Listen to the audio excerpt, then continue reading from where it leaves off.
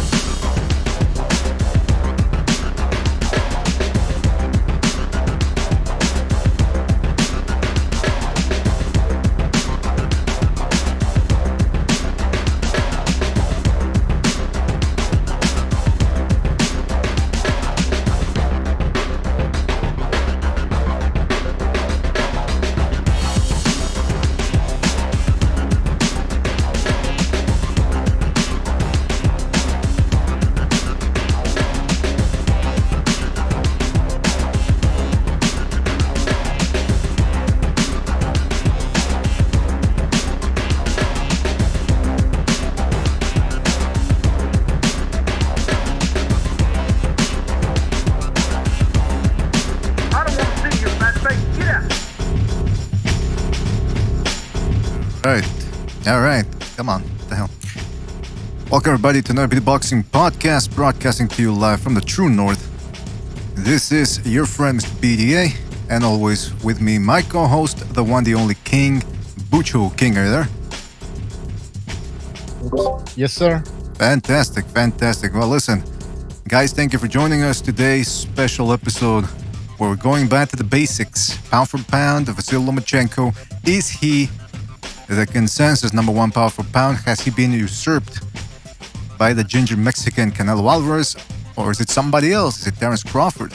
Is it Naoya Inoue, the monster? You tell us. We're going to be talking about that and more on today's special Tuesday episode. Before we get down to the fun, let's get the business out of the way. Guys, don't forget to like, subscribe to BDA Live. We're going to be dropping, hopefully soon, right, Bucho, the first part of the Andrade film analysis and whether he deserves a shot at Canelo. The first part is going to involve his strengths, and this is a special collaborative film analysis that we did with, obviously, King Bucho, my co-host, Recognize the Matrix, and Gonzalo. So check that one out, BDA Live, or secondary channel. So like that one, subscribe to that one, subscribe to this one if you haven't already. And if you have a couple of shekels under your mattress or your couch, whatever, just send them our way. It always helps with the blog talk and all those other businesses that we got to get going to get this show done. And if you don't have any shekels to donate, we always appreciate your support, your comments, and your ability to spread the BDA gospel. That's the most important thing. So thank you guys for joining us. So again. Hey, by the way, we haven't posted that video yet. That's what I'm saying. But I said we're going to post it soon. Oh, I think we're going to. You got to start listening, Bucho. You got to start listening. I can't Keep up hear with you properly, man. You know how this shit works. Don't blame the system, all right? Do not blame the system. I am the system. Take responsibility. Okay. But listen, I want to give a shout out to everybody in the chat room right now. As always, or the BDA family. We got Pat Jad, Jay Perez, Alex Cuff, Mr. Mexico, Box. Shout out to BOKS. We also have Hawker Mustang, Barry McCockner, SSB 28, Anti-Zionist, jeez Louise, Endgame, saying facts. That's right, facts, baby. Ralph Unreal, the Hand History Vault, and many more to come, I'm sure. Guys, thank you for joining us. Again, the subject of this evening's episode, rather. I keep saying tonight, Bucho. I get the hankering for a late night episode. But so far, this is what we've got. We're gonna do a evening episode, and also we got the phone lines ready. So the phone number is right up there on the top of your screen. If you want to call in, you're within North America, Canada, the United States, you can call in, give us your view on Vasily Lomachenko. And if you're outside of the United States and Canada, maybe we'll be posting a StreamYard link soon. All right. But first, we got to set this whole thing up. Because it's been a while, Bucho, since Vasily Lomachenko... Well, actually, you know what? To set this up, let's go to the ratings. Let's go to the Ring Magazine, Ring TV, and ESPN. They're usually the two sources that most people go to get their pulse on who the best pound-for-pound fighter is or who the top 10. Now, you got to remember, this is all subjective, all right? This is subjective. There's no... these rankings, they're difficult to maneuver sometimes, to navigate. But here's what we've got.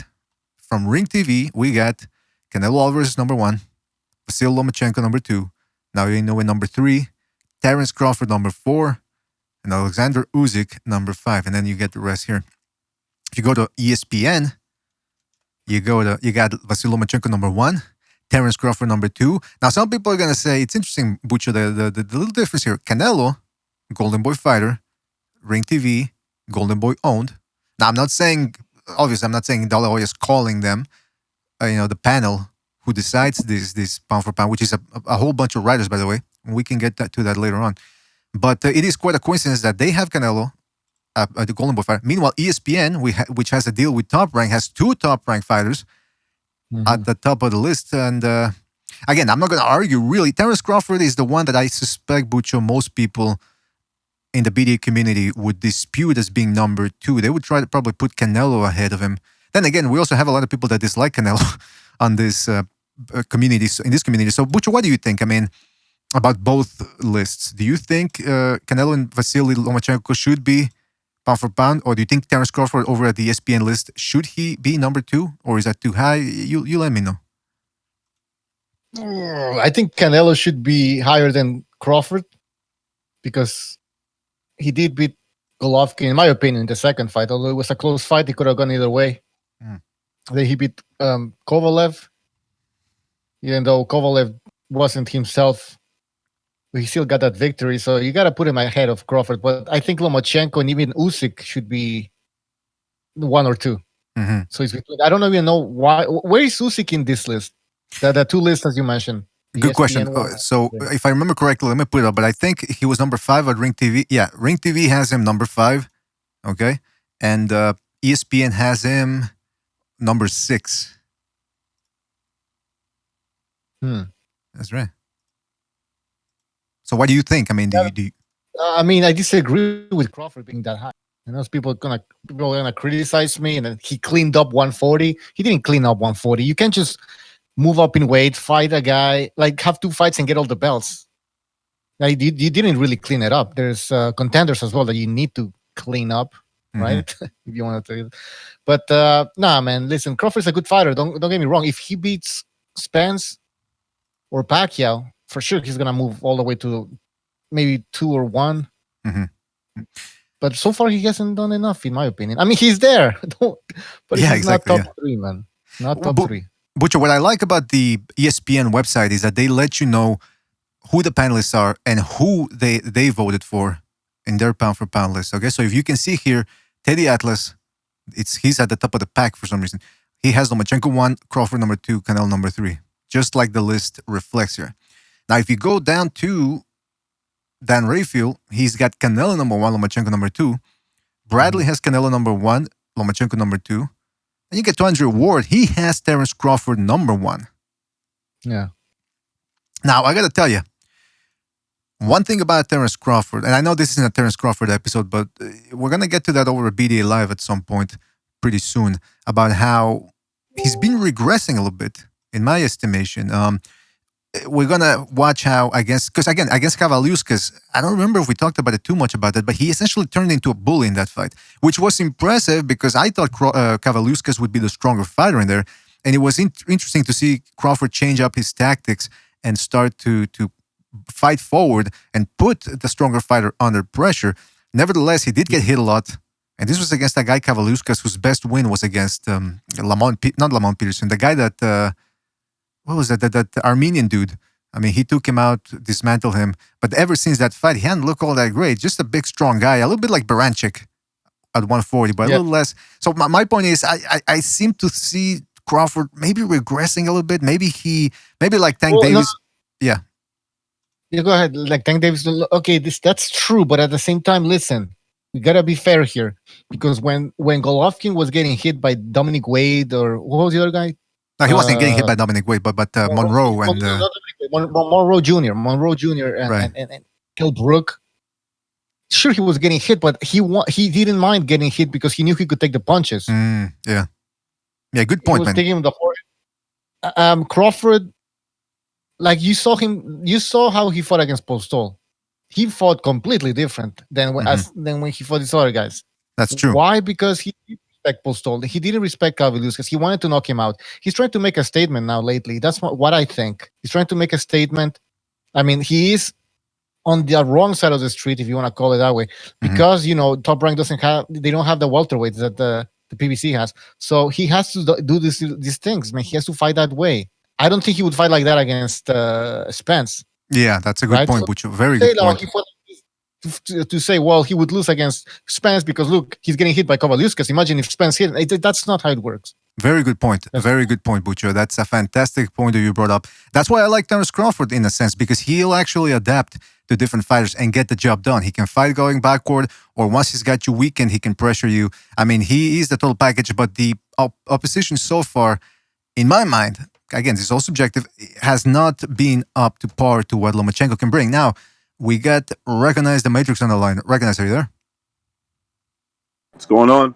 Oh, thank you for being on, Recognize, the vigilante of Manhattan in the house.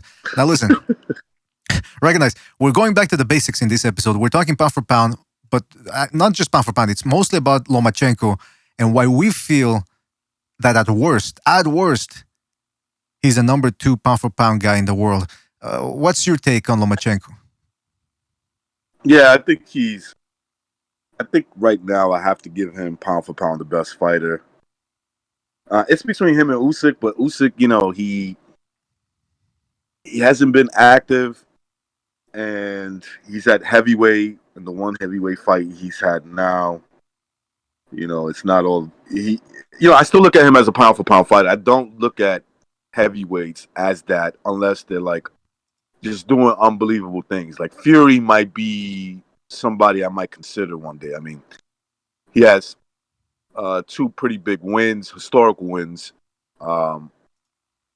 He dethroned the champion of like the last 8 years, which was Vladimir Klitschko, and then he goes into retirement, just doesn't really do anything when he comes back. He fights Wilder one time, he beats him in the second fight.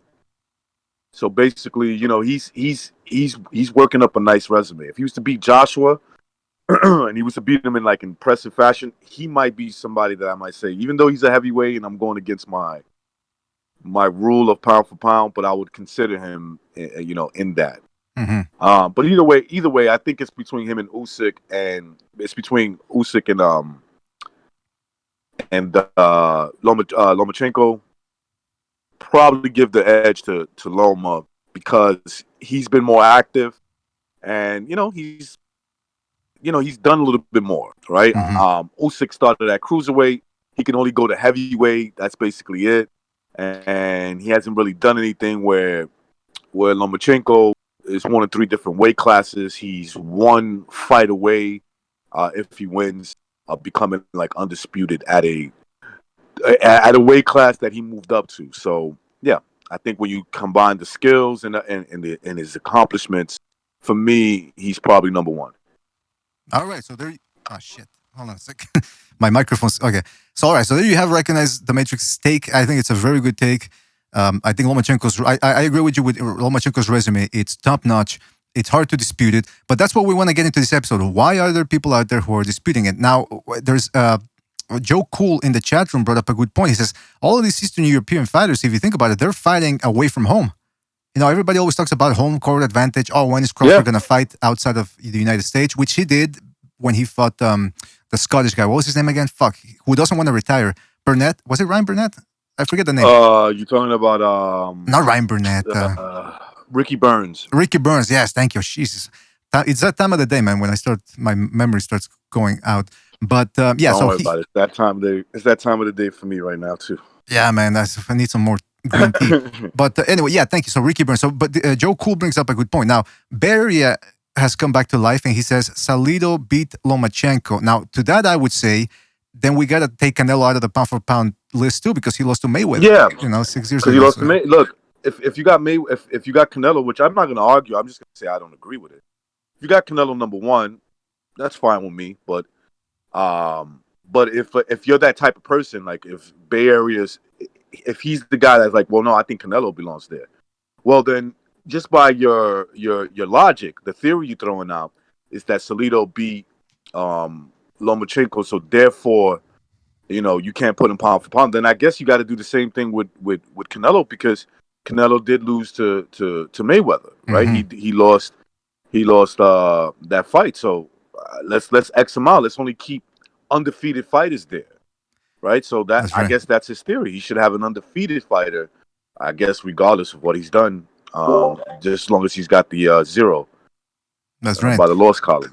And you know what? To add to that, Canelo also got a gift against Triple G. I mean, you can talk about the second fight all you want. Okay, it was close. But the first fight, I mean, come on. That was... he ran out of gas. He was mostly trying to just tire Triple G out. But Triple G was outworking him. So I haven't seen Lomachenko in that type of situation yet. Everybody, he barely loses around. Even against Luke Campbell and against Perez, he was, he had him. Okay, they gave him a couple of, they gave him a taste of his own medicine with the feints, especially Perez with the. Am I saying the wrong guy though? By the way, Lomachenko. Hold on. He gave him a taste of his own medicine. Was that? What fight? Are you saying the fighter that gave Lomachenko a problem? A little bit of problems. Pedraza, not Perez. See, that's Pedraza. Yeah, Pedraza. that's why I'm gonna keep boxing. And I thought that was a beautiful fight, man. To me, I don't know about you guys, but I've always loved that fight. Me too, yeah. Because again, I said, the way Lomachenko turned it on and had Pedraza in the end in full survival mode and still hitting Pedraza with beautiful combinations while Pedraza's on the back foot. He's a pretty good boxer. I thought that was pretty amazing. Absolutely. That's why I say even that was one of the fights where he had to pace himself because he didn't know. You could tell he was like, all right, this guy's tricky. Let me conserve my energy and I'll turn it up late. And that's what he did. And even that fight, he barely lost a round in my scorecard. So maybe 2 rounds, right? Like maybe 2, 3, right, something like that. If that, I would have to go watch the fight again. But I remember saying to myself, I think he lost like maybe 1 or 2. So that's which is always the case with Lomachenko. Every fight I've seen him in, there's always rounds where I'm like, I'm not sure if that guy won that round, because even at Lomachenko's worst, he's still catching these dudes, and he looks like he's getting the best of them. Mm-hmm. Absolutely, man. It's like he's always even the rounds that are close, you could still give him to him. Hold on a second, sorry. Testing. What the fuck? All right, this microphone's fucking up with me. Hold on a sec. All right, am I back? Yeah. I don't know what's going on with the microphone here today. The connection, I think I got to get a new cable. Okay, let's continue this. But before we do that, we got to take a phone call here. Somebody's just calling in. 610, you're on the line. 610. Yo, what's up? It's Jackson. Oh, Jackson. Different number. Different number, I see. What's on your mind, Jackson? Well, while we're talking about pound for pound, I'd just like to say while I've been quarantined, I've been watching every single Mayweather fight, and I would say the former pound for pound was the most overrated fighter I've ever seen. Oh, I think you could give him 3 good wins against elite fighters, and that's Corrales, Cotto, and Canelo. Those are the only good wins I'll give me. Like, I watched the fight against De La Hoya. He looked like shit. Oscar beat him in that fight, and so we're talking about pound for pound, and I would say Loma, because look at his opposition, and if you compare it to the past era, you look at Mayweather. Mayweather was a joke. He hyped up his opponents. I kind of disagree a little bit. What I would say is he picked. I'm gonna disagree a little bit. That this is what I mean. I think if you look at Floyd Mayweather's record, you're gonna say, "Wow, he did fight top guys of his era. He fought a lot of them. I mean, there's Canelo, Pacquiao, there's Cotto, there's Castillo. Shane Mosley, there's Oscar De La Hoya, there's Arturo Gatti, was washed up at that point. But he fought these dudes. Yeah, but that Gatti fight was. I mean, you can't give him that as a good win. I mean, that was Gatti performance was good. He was tailor-made. But you got to admit, Jackson, the performance was good. You see, like, to me, there's a little bit more than in pound for pound than just like the guy you beat. I'm not a Mayweather fan. Let me get that straight. I'm not like I'm not a fanboy for of Floyd Mayweather. What I would say is that the only thing that's overhyped about him is this destructive boxing force that they try to make him out to be. No, he was a finesse fighter who knew how to pick his opponents at the right time, and he's, and I don't need to get into all the political shit, but he knew what he was doing, right? And he barely beat these dudes like De La Hoya. True. You know what I'm saying? He barely won that fight. You know what I'm saying? A lot of people think he lost. But I wouldn't say he's overrated. That's all I would say. Let me say this, because what Pacquiao did, I mean, he made really, really good fighters. Like, he didn't have to cherry pick a Gotti or something. He made De La Hoya like a masterpiece. He did that to Margarita. He went to the wars with Morales, Barrera. He made great fighters a lot of times in their prime. Tim Bradley, and I he had master classes. I'm not gonna argue. So that's so different. If you got Pacquiao over Floyd, you're not gonna get an argument from me. You know what I'm saying? This is just my opinion, and I happen to share. If your thing is I got Pacquiao over Floyd, which sounds like what you're saying, you're not gonna get an argument out of me. This is why I said, look, people over exaggerate. In my opinion, just in my opinion, when they would break down Floyd Mayweather's career. Floyd was a finesse fighter. You walked away with your health, your senses, and a paycheck. You probably just got outpointed. Manny Pacquiao, on the other hand, most of the time these fighters left out with bruises, and you could just see the difference in their foot. They were like, wow. When Floyd, you asked an opponent of Floyd, what do you think about Floyd now? He's a good boxer.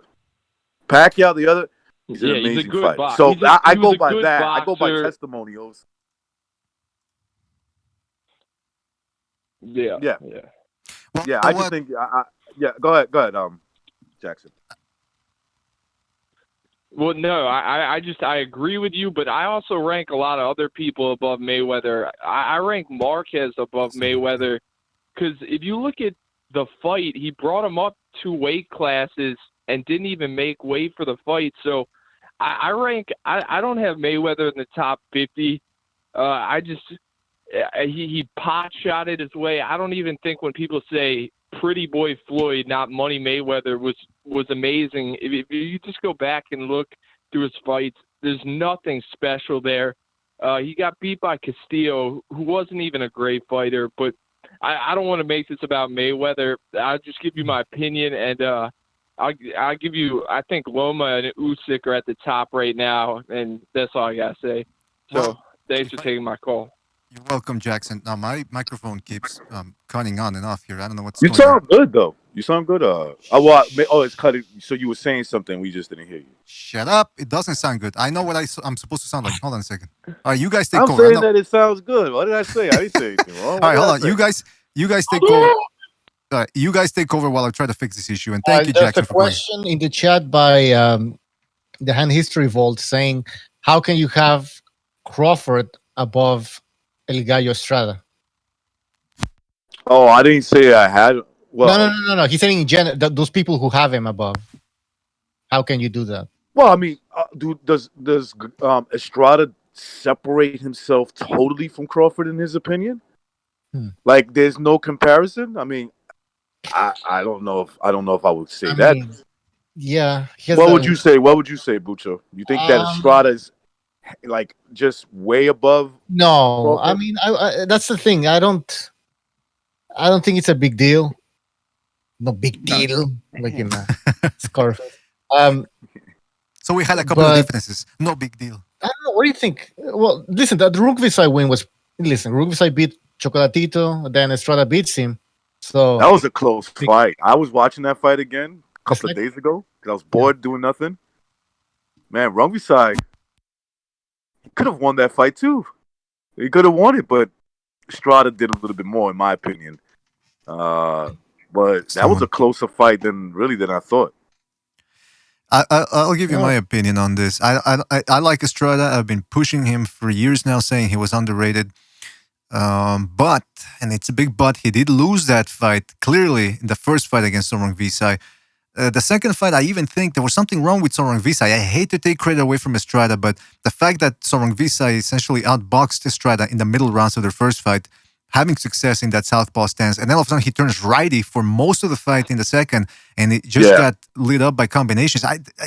It was weird, man. But with Estrada, he has that loss, and Crawford has been consistent with his victories. And even though the guys he has beaten are not necessarily pound for pound, they're nevertheless strong contenders within his divisions, and he's wiping the floor with them. So I got to give the edge to Crawford on that one because of longevity, consistency. He's undefeated. He has not lost a fight. But listen, the point of this conversation of this episode is Lomachenko. Okay, now we're gonna get into the resume of Lomachenko and why we believe, most of us here believe he's the number one pound for pound fighter in the world, and his abilities. We're gonna break it down for people. But also, I want to get into this. We're talking about this because they're talking about how this whole quarantine or self-imposed semi-quarantine is going to be probably over by the month of May. Crazy Dana White already says he's going to book an event for the what's his name? Ferguson fight. I don't know if he's going to do it on Mars, on an island, whatever, but he wants to do it. Even Lomachenko says in the Ukraine that they're planning on. You could do it in Japan and China because I heard Japan and China are like, they just basically doing business as usual. Right. They could do it in fucking Sweden too, right? I'm not sure, but yeah, you know what they do? Get a bunch of fucking Somalian refugees to fight in the undercard. Fucking gang fights in there, and you get yourself an event. But seriously, the point is this: Lomachenko could be fighting in June or something. I don't know, because he said that in the Ukraine they're going to be lifting the veil of the self-imposed quarantine on April the 24th, I believe he said. So if indeed things start picking back up, we are probably going to get to see that fight. Now, both guys are starting to talk to each other. Again, boxing 2.0. These guys talk shit over the internet on Facebook. And Lomachenko, we know he's usually a quiet guy, but he'll clown guys if they get out of hand during the fight. Right. He did it to Jason Sosa. He was doing it to Rigondeaux when Rigondeaux wouldn't stop holding. And Teofimo Lopez, you would expect might get that type of treatment based on all the talking he's doing. Well, Lomachenko now came out. I'm going to put that article up here. Boxing Scene, he says, Lomachenko after the fight, I look into the eyes of Lopez and his father. Lomachenko said, the most interesting thing for me will be to look into his eyes and his father's eyes and see the reaction after the fight. So Lomachenko is starting to... bro. Well, I don't know, man. I mean, it could be good to see him getting... That's some gangster shit. That's like, after I fuck you up, I'm going to look at both of y'all just to see your reaction. But let me ask you this, Recognize. Let me ask you this. Is it because there's two schools of thought, right? One, you're saying, okay, it's good that he's getting fired up. And when you get a guy like him, who's a supreme athlete, I mean, that's what I wanted to say too. When you can dominate the Olympics like he did and the international amateur scene for years and get 2 gold medals, he's made to be an athlete. He's got that mentality. On the other hand, do you think maybe Lopez is starting to get under his skin a little bit? Not in a good way. It's just my opinion. Mm-hmm. Okay, you could get under somebody's skin, but you could do it in a way where it hurts you. And you could do it in a way where it benefits you. Okay? It all depends on the mentality. I'll give you an example. If I'm dealing with a man who is just as experienced as me, he's around my age, a couple of years younger, a couple of years older, I know what he's trying to do. You understand what I'm saying? I know what he's trying to do, so I'm not going to play into his game. Now, a young boy that don't have any experience, but he has a lot of talent, right? He tries to do that to me, more likely he's going to inspire me in a way to embarrass him. I want to be his teacher. I want to be the guy that makes him be like, when he looks back, if he makes it and he becomes a great fighter, he'll be like, I poked at a very experienced lion that basically I set myself up. We'll see what happens, right? Mm-hmm. We don't know. But at the very least, I see this fight playing out where Lomachenko is going to bring his A game. He's going to He's going to force Teofimo to fight to stop that. He's going to have to stop it. Okay. A lot of times with experienced fighters versus a unexperienced fighter, the unexperienced fighter drowns off the pressure. Not because he's not good. He is good. He drowns off the pressure, the constant pressure. So, okay, if he doesn't get Lomachenko out of there, the worse it gets. It just builds.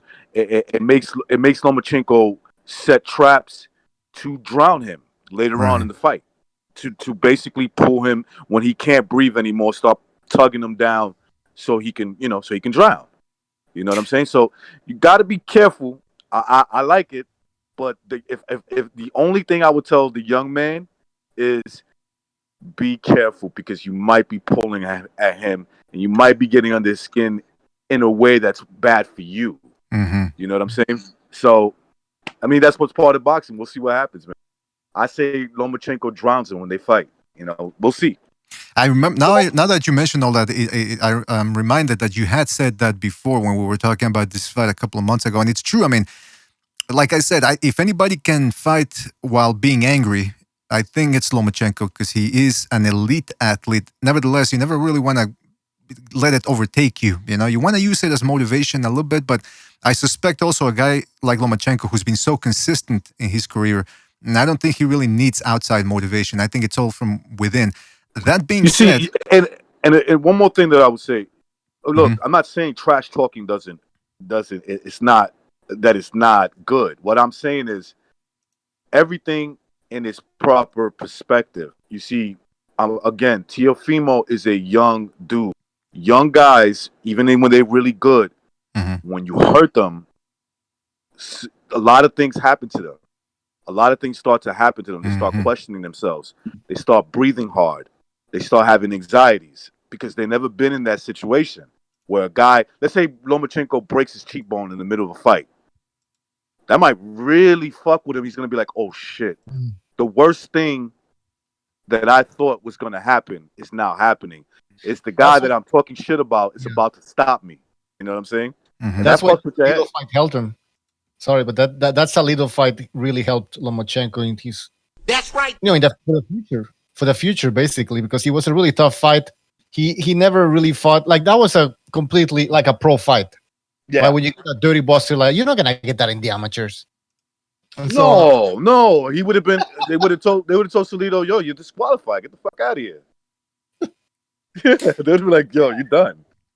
Let me, before we continue on this, because we got a couple of phone calls, but before we do that, let me just finish reading this article real quick. It's a short one, but it's highlighting. It's highlighting Lomachenko's dark side here a little bit.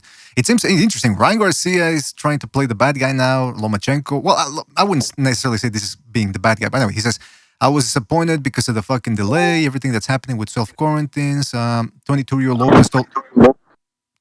Lopez told Boxing recently that he thinks his showdown with Lomachenko could be postponed until sometime in the fall. Lomachenko said, I think he's a good boxer. He's a top fighter. He's young. He's hungry. Has big power. And I want the fight because he's a world champion. He holds my belt. Nobody knows, Lomachenko said. It's very unpredictable. Nobody can predict what's going to happen. Okay, blah, blah, blah. Okay, so essentially he said that. He says he wants to stare them down after the fight. So, listen, Lomachenko's not a guy that just goes in there and pot shots you for a 12-round decision. He did it to Luke Campbell. He did it to Pedraza. He did it to Linares. He did it to Sosa, Marriaga. He will walk you down once he's got you all softened up. So, but hey, maybe that's what, what's his name? Lopez wants. Maybe he wants to try to drive him into a big right hand. But if that big right hand doesn't come, my question is, can he compete on the outside, boxing skills-wise, against a guy like Lomachenko, who has fought guys with quick hands? All sorts of styles, essentially, Lomachenko has fought. So that's what I'm interested in. hold on a second. Let me. Yeah, I mean the Go ahead. Go ahead. experience. The experience is everything for me, and I think that that's what's going to end up hurting Teofimo as the fight goes on. He doesn't get Lomachenko out of there early or have him hurt early and keep him hurt. Lomachenko the more he gets into the rhythm of the fight, obviously the worse is going to, at least for me, the worse is going to get for Teofimo. Because Lomachenko will land, right? But the thing is also how big is Teofimo? Because there's rumors that he's like a welterweight or something. He is big, so can he take those punches? I mean, maybe he could take those punches, but for how long?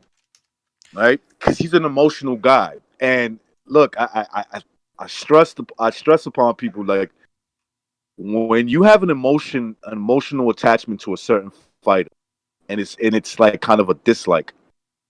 When that person starts hurting you, I'm telling you, bro, something happens to you. Okay, especially if you're tired and you start breathing harder. You're like, oh shit, I can't have this guy beat me, and that starts fucking with you. Okay, and I have a feeling Lomachenko understands that. He could see it in his face, and that would be, if that happens, that would be the worst thing that could happen for Teofimo, because he'll start drowning by himself. His heart will start beating fast, and he'll just collapse, bro. The next Fernando Vargas. Yeah. Okay. There you go. Like No something like that. Fernando Vargas' worst nightmare was when he started realizing, oh shit, De La Hoya's gonna knock me out. I guarantee you, if you ask him honestly, what did you feel? I felt like my dick just fell. I guarantee you, he would, if he's honest enough, he would say, I feel like my dick just collapsed, and this motherfucker is about to knock me out, and I can't do nothing. Well, Ring Magazine recently released the Best I Ever Fought section for Fernando Vargas, where he said that Loya had the quickest hands. I think he mentioned him as the best fighter overall he fought, so he picked him over Trinidad. But yeah, maybe, look, the thing about, what's his name? Teofimo Lopez, he's also a guy who's competed a lot in the amateurs. So I think he's got a little bit of resolve in there. But like you said, recognize, we'll see what happens if he starts getting beaten down. Now, before we continue, let me just because we got Johnny Boy who just entered the chat room. Let me just real quick, I got a phone call here. 718, you're on the line. 718. What's rocking? Yeah, this ring IQ. But as far as Teofimo and Lomachenko, Lomachenko done been on big stages more times than Teofimo. Teofimo might shrink in that situation because he ain't been on a big stage. The biggest stage he ever been on is the Richard Comey fight, and that shit lasted like 10 seconds. That's a very good point. Much shit to somebody, right? When you talk that much shit about somebody, remember Teofimo been talking shit about this man for at least 2 years, bro. When he's in front of you and you got to deal with him, you might fucking shrink. You don't got the experience. He got the experience. The man won 2 Olympic gold medals. He's a unified champion. He's been a champion in 3 weight classes. He don't sweat you, bro. He looking at you like, yeah, keep talking that shit, bro. When it's fight night, you going to look like Rigo. You going to end up looking like him. He talked a lot of shit. He spent 3 years talking shit about me. You see what I did to him? Watch what I do to you. I ain't fucking Richard Comey, bro. I don't hyperextend with my punches. You're not gonna counter me. You're not gonna do that bullshit to me. I ain't him, bro. That's what I'm leaning towards, because Teofimo got all that issues with his family. He got issues making weight. By the time these motherfuckers fight, bro, this dude gonna be busting at the seams, trying to make 135. He might be. So I don't really think. I think the longer it takes to make this fight, the more it favors Lomachenko, because Loma don't got a problem making 135, but Teofimo do. That's a good point. Yeah, that's a very good point. You know, what's happening with Teofimo is obvious, right? He's 22. He's obviously not. He's going to be bigger than what he is right now. There's going to be a time where he doesn't make 135. He could probably be struggling right now. There's rumors that he actually struggles to make 135 sometimes. I don't know how true that is, right? But the other points that the caller made is 100% spot on, man. Yo, when you talk shit, bro, and you fight a man, you see, you got to be in fights to understand what I'm talking about. Like, you gotta, when you fight a man, that is experienced and he's still healthy and he still could let his hands go, you better hope you knock that motherfucker out, bro. Because if you don't, as the fight goes on, he's going to start reading your emotional pulse. He starts reading it. And when he starts seeing you, oh shit, my worst nightmare is about to come true. That's when he picks up the pace in spots and fucks with your head even more. By the time, look, man, if Teofimo doesn't knock him out early, doesn't hurt him early and keep him hurt, Teofimo's going to get destroyed. 100%, I'm convinced of that. He will get destroyed as that fight goes along. Well, let me add to that, which is He might look. What I'm gonna say is, look, you gotta go back and you gotta watch the Luke Campbell fight, right? Luke Campbell is huge for 135, bro. He's huge for that weight. That's a big kid, and that's a big kid that could box. He a gold medalist. He got a good amateur background, right?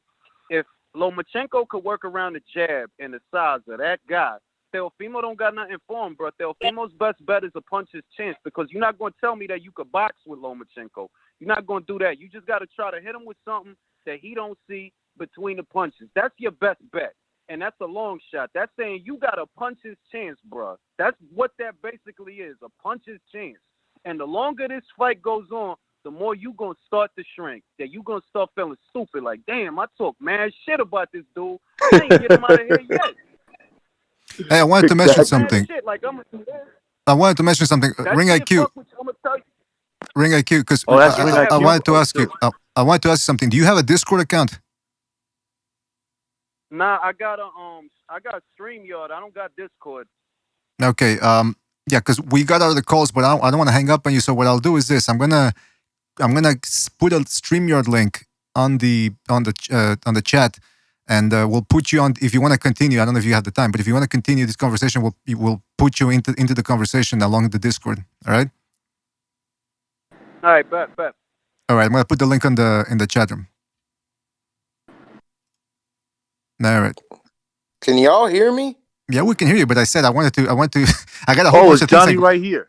Hey, hold on a second. All right, guys. So, Ring, I'm gonna hang up on you here, but I'm gonna put the link in the StreamYard link in the chat room. So just click on it, and we'll include you in the conversation. All right, man. All right, bet. All right, because we I have agree, man. I agree with a lot what Ring IQ said. You know, emotional, man. When you're emotionally invested in a certain fighter, that could work for you, and that could also work against you. Depends on the individual. And Teofimo gives me the impression that if everything doesn't go right, the more his heart's going to start beating fast, the more his worst nightmares are going to start creeping in his head. Trust me, his worst nightmare is to get the shit beat out of him by Lomachenko. And if Lomachenko figures that out, he's going to fuck with him. You know, that's what OGs do, man. That's what OGs do. They fuck with your head. The youth of Teofimo Lopez. All right, listen. The hunger. I put the stream. Go ahead, Johnny Boy. Go ahead. No. I was just gonna say, here's what's gonna happen. It's gonna be dangerous for Lomachenko for about 4 rounds. After that, he didn't fucking rock him or do nothing, no shit, crazy shit like that. You know, ring his bell or nothing like that. After that, Lomachenko's gonna pick him apart and fuck him up, bro. That's what's gonna happen. All right, hold on a second. Let me just take care of a couple of technical issues here. I got Ring IQ on the StreamYard. Ring IQ, can you hear everybody else from the Discord? Yeah, I can hear everybody else. All right, fantastic. All right, so we got Ring IQ here. Okay, before we continue, guys, let me just take a couple more calls here. 708, you're on the air. 708. 708. Hey, my name is JD. So far, this sounds like a good show right now, but so far. I just want to know who you guys got, because I just got in for this fight with Lopez versus Lomachenko. Good question. Who wants to take that one first? I'll say that I have to go with experience, man. I have to go with the overall experience. Better skill boxer from what I've seen so far. So yeah, I give Teofimo a puncher's chance. Yeah, I got Lomachenko, man. It doesn't make sense to pick him Teofimo, he did real good against Richard Comey, right? So I can understand if somebody look at that and say that, like, yo, he's got a chance, but that's really just a puncher's chance. And you banking on what you would have to be banking on is that Lomachenko is gonna hyperextend with his punch and leave his chin out there the way Richard Comey did. That's not gonna happen, bro. Loma don't punch like that. He throws short punches that's hard to counter. You know what I mean? He a lot of feinting, a lot of movement. This dude, he do a lot of little shit that throw you off. When we watching it on TV, right? It don't look to us the way it's gonna look to Teofimo, and he gonna struggle to get something off. So my choice, I'm leaning towards Lomachenko, and I reiterate, the longer it take these guys to make that fight, the harder it's gonna be for Teofimo to make the weight, and that's gonna hurt his performance. Well, plus I already said, yeah, I got Lomachenko. I give him a little bit better of a puncher's chance. To me, it's like a 65-35. But dog, he fucking what's it called though? What the hell was I just gonna say now? Yeah, I got Loma though, bro. I think he fucking like I say, it's gonna be dangerous for him in the beginning, but after Lomachenko gets in his rhythm and shit, he's just gonna pick him apart. And like Ring just said, if he overextends himself and leaves his chin out there, then that's his best shot. Right. All right, hold on, because there's a bit of a delay between you and the callers here. But go ahead, continue, Johnny boy, continue. No, and then I was just gonna say that, and but yeah, man, I don't know. I keep forgetting what I was gonna say. Oh yeah. Here, the longer this layoff goes on, bro, the more it's gonna favor Lomachenko because he's struggling to make the weight, dog. Can I say something real quick? I see Dirt in Boxing is in the chat, and I'm gonna say I'll go live right now with you because I heard all that shit you was talking. I will get off of here and go live with you right now. Is you down to do Don't do it, Ring like you. Ring like you. Yeah, what's don't going do on, it, bro? It's like you. It's like you bullying a kid at school. The guy's a fucking retard. Hold on, he knows zero about boxing. He's a troll. So what's the point of even? Hold on. I'm just because I heard that he was on here. I heard that he was on here saying that I would not go live with him, and I've never even spoken to this man. So I'm just saying, if you want to go live, we could do that. So I can embarrass you in front of everybody. He just said he's at work. Oh, no, people. Now he's at work. You fucking idiot. He just tonight. All right, hold on, because let's not disrespect. We got a call. Hold on, guys. We got a caller. We got to finish with the caller first. Caller, you asked us our opinion about the fight. Who do you have in that fight? Yeah. all right, fellas. All right. So this is how I see it. Some people are saying, from what I'm hearing, Lopez's youth might exude Lomachenko, and Lomachenko's time and reign is over with. Me personally, since I've seen that Linares fight and other fights, I just know even if you knock Lomachenko down his butt, that dude got another gear to him, and he got a killer instinct, and he adjusts. And when he adjusts, he figures your rhythm out, it's over. And psychologically, mentally, and physically, he beats the living breaks out of you. He almost got rid of Salido in his only loss professionally. My point I'm trying to make is, until I see, because I seen him hurt, I seen him vulnerable, and he adjusted to the matter, and he fights even harder. He got hard. He got another gear to him. And I just got to respect Lomachenko. I haven't seen Lopez fight a fighter like that yet professionally so I'm going to go with the experience. Lomachenko is going to make this dude look pretty bad. Well, listen, man, that's a great point. Hopefully the fight happens sooner rather than later. And we got to move on because we got other calls. But what do we call you, 708? Do you have a name, a nickname? Otherwise, we're going to have to give one to you. Give me one. Call him 708. Nah, man. El Cachón. We're going to call him El Cachón. All right. Thank you for calling, 708. We're going to move on. All right, man. I just want to say this. Ese tipo el Dirt en un fucking pendejo, yo. Oh. Mira lo que está diciendo. Mira lo que está diciendo ese mamagüevo en los comments. Necesita ayuda el pendejo mamagüevo, coño, que se aparezca en el show mío para que él vea. Hijo de puta, coño. All right, we got to address what he's talking about because I don't know if people know what he's talking about. Durden went into Johnny Boy's channel And he started to creep everybody out. And I told him straight to his face, listen, Durden, I like your moxie, but you don't know how to read a room. He started talking about immigration, blah, blah, blah. He couldn't get the hint that people didn't want to talk about that shit. Then he started going after Ring IQ, who we have as a guest here. Then he started going after me passive-aggressively. And, Durden, you tried to lay a guilt trip on me on the Discord saying, oh, I support your channel. Is that how you're going to treat your supporters? I gave you a second chance, man. Like the fucking stupid nice guy I am. I gave you a second chance. Mira, no le dé chance ese hijo de puta coño that if he wanted to tell me something, do you realize that I have been live as long as 8 hours and 5 hours and I've never seen this dude stick his head out of the ground, you fucking chump, and you waiting for somebody else that's in the comments to come help you. It's just gonna be me and you on the live, bruh. You chicken shit. You know about me. You know you talk about me, but you don't pop up on my channel. Pendejo, coño, palomo. And what's the disagreement about it? Even he never even said. I'm catching some of that shit in Spanish, man. He never even said. He never even said. Yes. BDA. Yes. Whatever Stott donates to the channel, add it all up, and I'll match that for a year. I'll give you a year's money. I'll donate. I'll give it to Butcho online. I'll match what he gives you. So, look, I don't like having a pop at people that donate to the channel, but this guy's he's a heathen. So, yo, Stu, that's how it is.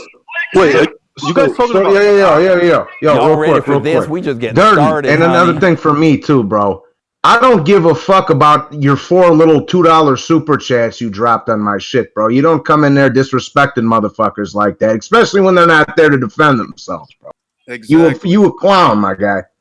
Motherfucker. Like just from the looks of you, bro, I could tell you was playing the meat flute in high school. You faggot ass motherfucker. Is that like, yo? All I'm saying is, if he ever want, I don't know the dude. I never spoke to him. The first I've ever heard of that dude was when he started talking shit about me right here, and I'm like, yo, as much as I go live every week, if you wanted to say something to me, I would have been happy to let you on the live. You want some weird shit, like, bro? You want some, like, really? I don't want to say because it's digital. But he on some pussy shit. Like, if you want to talk to me, come talk to me. I was live like 30 minutes ago. I ain't see this dude. Fucking nauseating. Hey, BDA, I have a Durden's intro. You always wanted an intro, right?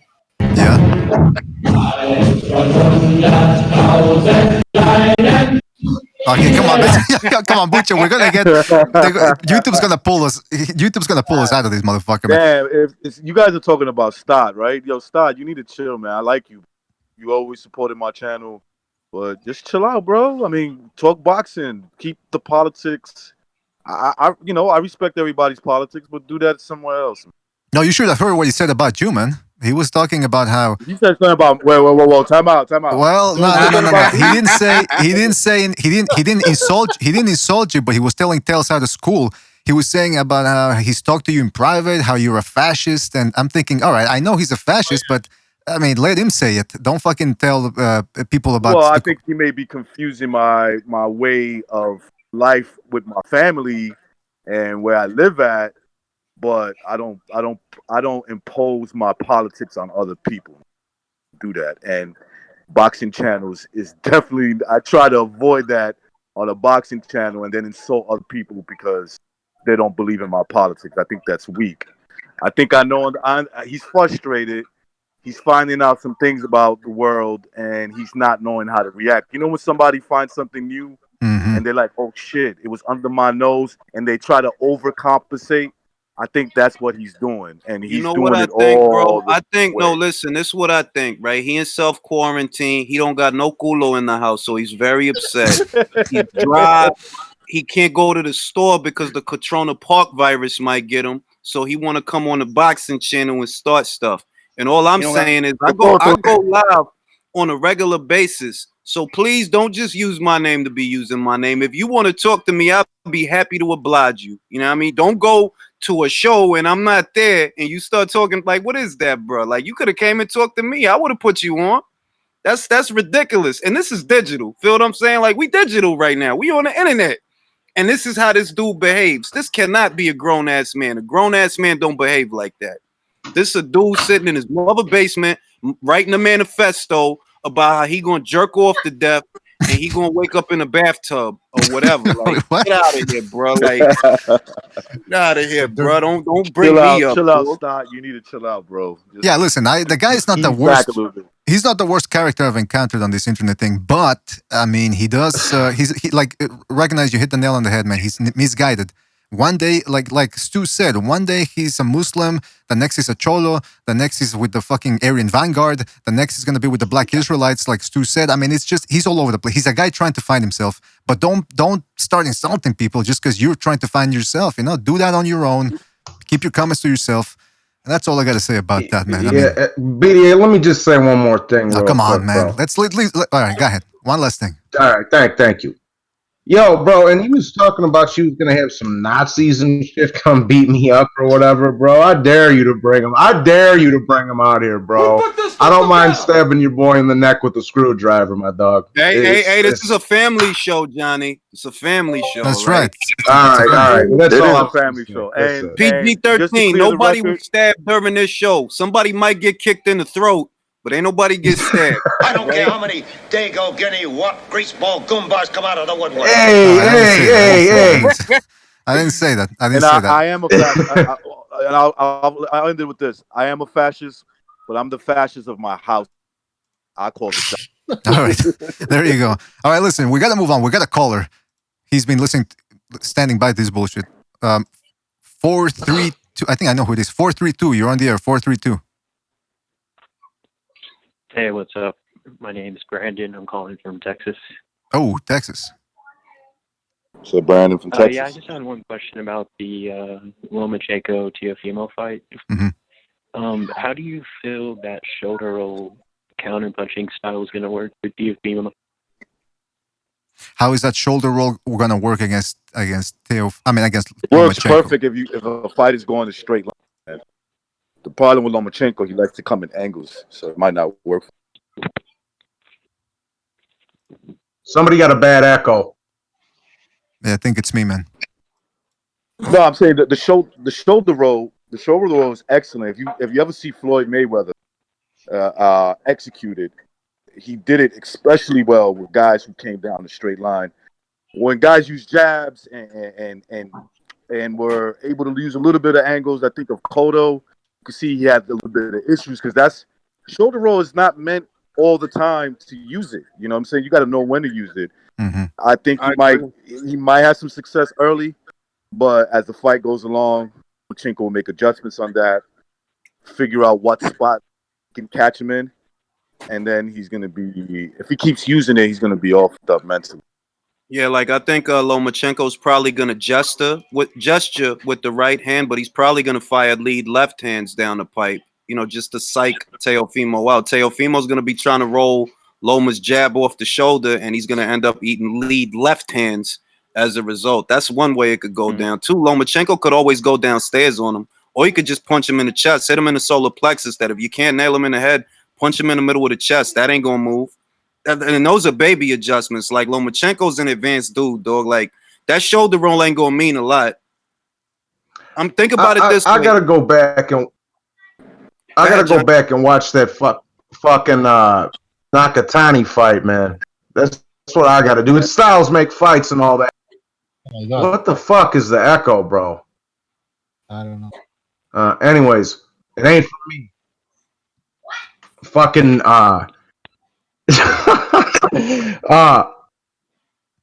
yeah, man. Sounds like New York right now. ahead. When you say hello. All right, you know what? But the thing about this caller is this, Brandon, is Lomachenko will throw a shitload of feints on you. I mean, if you look at his fights in slow motion, I mean, it's just he's coming from all over the place. He's changing levels. He's throwing throwaway shots.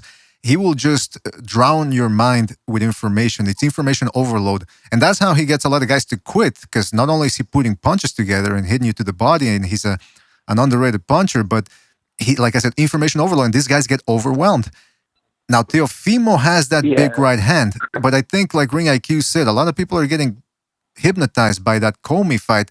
I would have rather seen the Comey fight go a little bit longer, maybe 8 rounds, see how he does against Comey down the line, the middle rounds, or whatever. But the fact that it ended so quickly, if he can't take Lomachenko out within the first 3 rounds, or if he can catch him with a big right hand, what is he going to do? Yeah. Yeah. Yeah. He becomes, it becomes harder for him as the fight goes along. I mean, look, it's pretty simple. Boxing is not really that hard. The experienced fighter benefits from a fight going longer. The inexperienced fighter, his best chance is early, especially if he's a powerful person, somebody who, okay, in this case, he's actually the bigger guy. Not way bigger, but he's noticeably bigger than Lomachenko. Lomachenko's already a man, 32. There's not going to be that much growing. So he is who he is, where Teofimo is, 21, 22. And you know what I'm saying? So he's got time to grow. So he's obviously the bigger guy. So the bigger, inexperienced guy has to impose his will. I think when it comes down to it, he's going to max out at 47, bro, Teofimo. Right. But I don't think he's cut off for 47, to be honest. I could see him doing okay at 40, but I think 40's his ceiling. And as far as Teofimo's shoulder roll, like, you got to remember, even Floyd, he didn't use the shoulder roll on southpaws. He got into a high guard. If he was fighting southpaw, he got into a high. That shoulder roll, a right hand could still come over the top. You know what I mean? If you're not, because everybody don't do it the same way Floyd does. It's a reason Masayoshi Nakatani kept catching him with right hands over the top. I'll admit, Masayoshi's a lot taller than Loma, but I could see Loma getting off some right hands to the top of Teofimo's head. He ain't Floyd with that shoulder roll. No, that's a good point. Yeah, with the shoulder roll, you have to master it for it to work properly, like Floyd did. Otherwise, you end up like Andre Berto, looking like a truck fucking it. So you have to master that. But the way to get obviously is looping shots. You saw Usyk. Usyk was struggling with the straight punches against Bellew because that shoulder roll was causing him a bit of problems. But as soon as he started to loop the shots, start to land, and that's what you got to do. The straight punches, they're hard to land with a guy with a good shoulder roll, so you have to loop them. And with Rigondeaux, obviously he did that against Lomachenko, and Lomachenko dealt with it quite comfortably, considering Rigondeaux was ducking below the waist, which is illegal, and he still found a way to deal with a shoulder roll and a guy that's ducking below. For me, a shoulder roll's not going to be enough. And Tabiti, look at Tabiti versus Dorticos. Tabiti was trying to roll punches off the shoulder. Yeah, man, that was. It ain't work out like that shoulder roll. Like Floyd hypnotized everybody, thinking that all I got to do is roll a punch. Nah, Brody, that ain't for everybody. And this dude's a southpaw. You better off in a high guard than trying to roll that right hand off the shoulder, because he might hit you with a lead left while you worried about his right. Floyd mastered that, man. He mastered that. People don't realize that he didn't just he mixed it up. He mixed it up from the high guard to the shoulder roll. He knew when to do it. That's how much he did it, right? I mean, the kid was always in the gym since he was a little kid. With Teofimo, what he needs to do, honestly, is be like, yo, fuck that. My window of opportunity in this fight I'm gonna say the first 4 rounds. You don't want to. I'm not saying max yourself out, throw everything, but look in those first 3 to 4 rounds. Look to capitalize on the mistake he does. If he stands a little too long in front of you, you see him thinking just a little bit, and then he wants to let go a punch. And if he does that, you let yours go. Hope that you land in between and fuck his world up, and then try. And if he gets back up, try to keep him fucked up. It's just like I can't see this going any other way. If it does, I'll come on and I'll be like, hey, I was right. I got no problem admitting. I would have no problem admitting I was wrong if Teofimo upsets him. It's not that. It's just if you thinking about it, nuts and bolts, mechanics. It's very hard to imagine how Teofimo's going to deal with the situation, because the most I could see Teofimo doing is trying to time him with the right hand. That's his best bet. That's his best chance. Hell yeah. Loma's a southpaw. Loma's a southpaw, and the straight right hand is a southpaw killer. But the shit is, this is not run of the mill southpaw. This ain't motherfucker. You know what I mean? Like, this ain't Joe Blow that leads with the right hand. So it's hard to get off. You know what I mean? It's gonna be a hard punch to get off. Like, look, Jorge Linares had one of the best right hands at 135. He landed with it, right? And he dropped Lomachenko, but Loma got up, bro. And that was at that time arguably the best right hand and the fastest right hand in the division. He didn't keep Loma down with that. And that was Loma's Look- first fight at the weight. Loma done had 2, 3, 4 fights by now. So Yeah, right, exactly, bro. Linares is fucking fast, man. People be forgetting that dude is quick, bro. And he and the kid and not to mention he was champion for he had a belt for like 6 years at 135. Linares did, bro. And Loma moved up to take that fight. Fuck out of here, yeah, man. That dude's a monster. It's that simple. Hey, And listen, if you look at even the fights that go the distance with Lomachenko, he hurts these dudes, these big fucking dudes, and going back to what Real IQ was saying about Luke Campbell, about his size, and the guy's a pretty good boxer too. He's got a good punch. You go look at that 12th round. I'm not saying he was about to stop him. Don't get me wrong. I'm not saying he was, but he had him hurt. You saw Luke Campbell pick up. He went underneath Lomachenko and picked up his leg to slow him down. He did that for a reason. The reason he did that was because he was hurt. This dude at every and this is what I love about Lomachenko. Lomachenko treats every single round like it's the first because his number one job in that ring is to destroy you every round, to hit you with big shots that fuck you up. Because going into that 12th round, there's no doubt Lomachenko was winning that fight. Okay, he was up. At least to me, he was up big time. I had him, comfortably going into that 12th round. But he treated that 12th round like I need this. And I don't even think it's I need this. It's just the program. I'm in another round. I gotta fuck this dude up. And he bro, and the thing is, bro, and Luke Campbell, that's a big motherfucker too for that weight class. He's huge, dog. If you look at the face off of Campbell and Loma, homie's like 6 inches taller. He look about 4 or 5 inches taller. I think he's listed and 3 inches taller, but it looks like 4 or 5 to me. And Luke Campbell did a lot of good body work on Lomachenko too, and he didn't fucking get stunned or nothing. Like, there's a big man punching him his little ass to the body, and he ain't going nowhere, bro. All right, listen, before we continue, recognize, because we got Brandon from Texas who's been on the line for a couple. Brandon, anything else you want to say? Brandon, anything else you want to say before we let you go? The only thing I'll say is for that Pedraza fight, he came back from shoulder surgery. Oh shit! And he's going he off. really didn't decide to use the right till like the 10th or 11th round, and you noticed a difference when he wanted to use that punch. And a lot of people want to point to Pedraza busting him up or bruising his face, but that was a pretty one-sided fight in my opinion. But yeah, that's all I'm gonna say for now. It was a good call. I'm enjoying the show. Thanks. Hey, thank you, Brandon. So whereabouts in Texas are you from? Do what? From which city of Texas are you from? San Antonio. It's just like Compton. Fool. Couldn't hear your answer, man. What? Midland. All right, well, listen, pop open a beer, some Coors Light, put on some Marshall Tucker band, and enjoy the rest of the show, right, man? Sure. All right, take it easy, Brandon. Call back next time, right, man? All right, good call, man. Good call. That's a good question about the shoulder roll, because one of the few guys with the shoulder roll that I've seen who used it consistently against Southpaws was James Toney.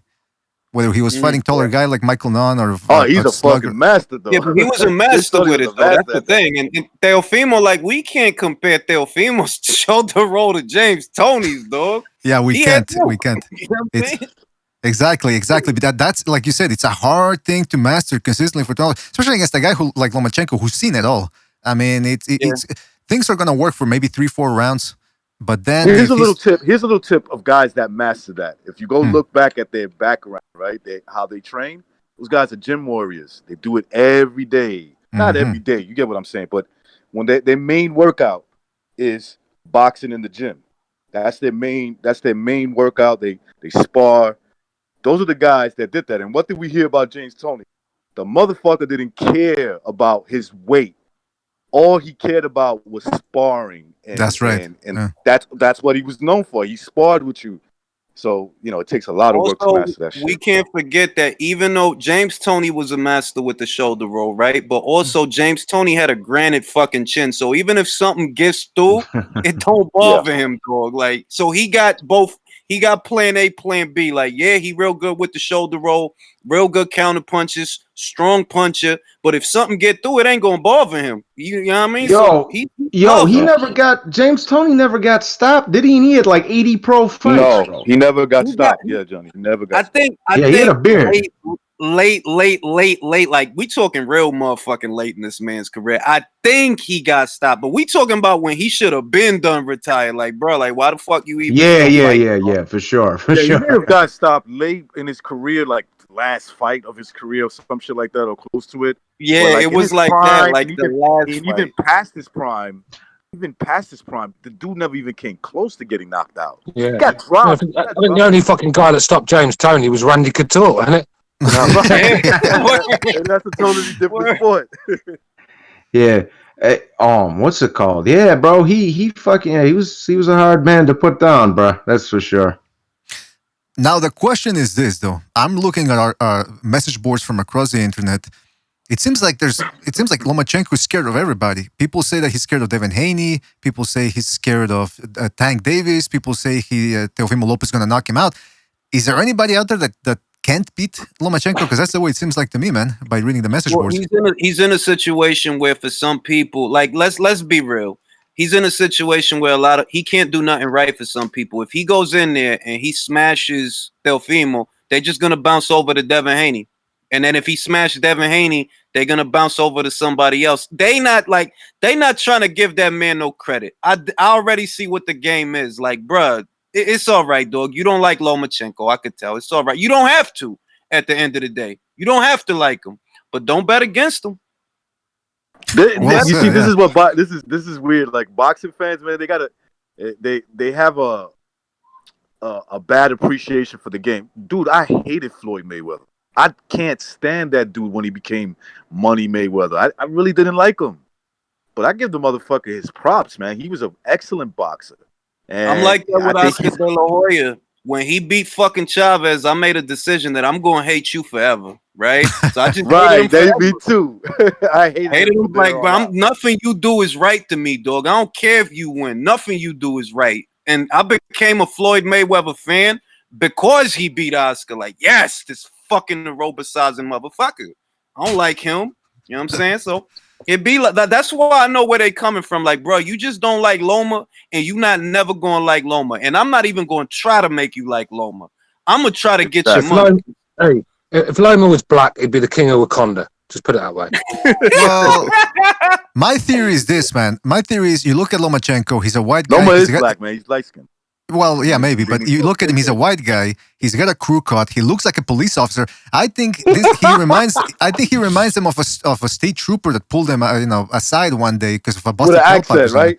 Hello, right. I'm here to pull you over. Nah, it's de verdad. It's resentment because I think it started with the Guillermo Rigondeaux shit. That they like, Rigondeaux does not get the praise that Loma gets, but he's a double gold medalist too, which is true. But their styles are different. You know, one guy is very entertaining. Like, if you don't know nothing about boxing, you don't know a fucking right cross from a crosswalk, you can still watch Loma and enjoy the fight. Whereas Rigo, you really got to know the sport and know the mechanics to appreciate how he boxes. So he not going to get the praise that Loma gets, like, because you're not really that entertaining to the casual observer. And it's the same shit about the Gary Russell shit that, how did Vasyl Lomachenko get a title shot so early? The same way Clarissa Shields got one, motherfucker, because he had 2 gold medals. That's how. Like, it's a stupid fucking question. Do you think a guy that has 2 gold medals, do you think he needs bring along? Because I don't. You won 2 gold medals, right? Hey, you good to go. You said you don't need to fight fucking club fighters for another 2 years before you fight for a title. You ready for one now? Oh yeah, 400 amateur fights too. On top of that, it's like how much experience you think this guy needs? Like he's ready now, and yeah, it's a little bold of him. And some boxing, I remember when I heard that this dude was fighting Salido in his second fight. I was like, yo, who the fuck is this dude? Yeah, who is this guy to think that he could do this? I watched the fight and I said, oh shit, this dude could fight. And I'm like, damn, fucking Salido. Somebody needs to tell Salido stop hitting him so low. But hey, if the referee ain't gonna say Why nothing, then didn't Crawford get a title shot in his second professional fight? Why because he didn't wasn't ready. That's what I've been Yeah, hearing. because he wasn't ready. Because he wasn't ready. He Like, wasn't look, ready. Mikael Aloyang 2 years ago, right? He had a great amateur background. They tried to do the same thing for him. They put him in there with Zolani Tete. He lost, though. That's the shit. He lost. It ain't gonna work out for everybody. Ryota Who was Murata. that Ring IQ you just said? Who was it that had that Mikael Aloyang. Mikael Aloyang. That was in the second season of the World Boxing Super Series in the quarterfinal. They put Mikael Aloyang in there with Zolani Tete. He lost the fight. It's not gonna work out for everybody. Feel me? Right, got you. Ryota Murata. He's a gold medalist in the middleweight division, right? They put him in there with Hassan Endam. It ain't, even though it's a robbery. It was a robbery, but it ain't work out for him the first time. It's not gonna work out for everybody. But the idea is, if you have an extensive amateur background, bro, we're not gonna have you fighting journeymen and club fighters for 2 years. For what? You got the amateur background. You good to go. You could take off running. That's why he got a title shot, because he didn't need to fight 10 motherfucking journeymen before he fight for a title. And he beat Gary Russell, right? Gary Russell was 21-0, I think, 21 or 24-0. Yeah, and he was like beat him. 20. I'm sorry, that's called privilege.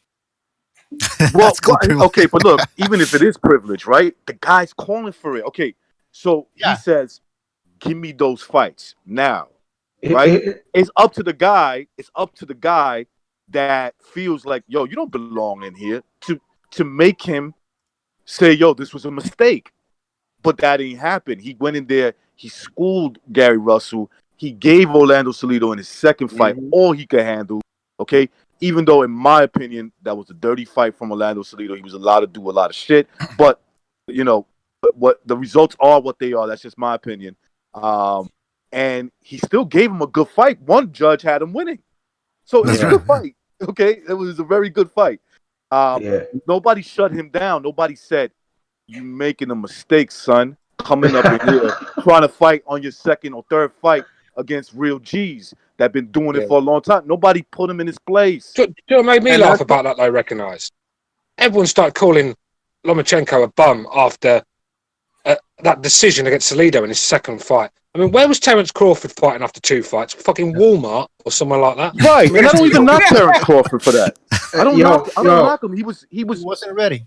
No, I'm gonna say, look, it's not a, like, I don't look at it as knocking this guy, knocking that guy. The average fighter, right? The average fighter that's a decent fighter needs bring along. That's the average fighter.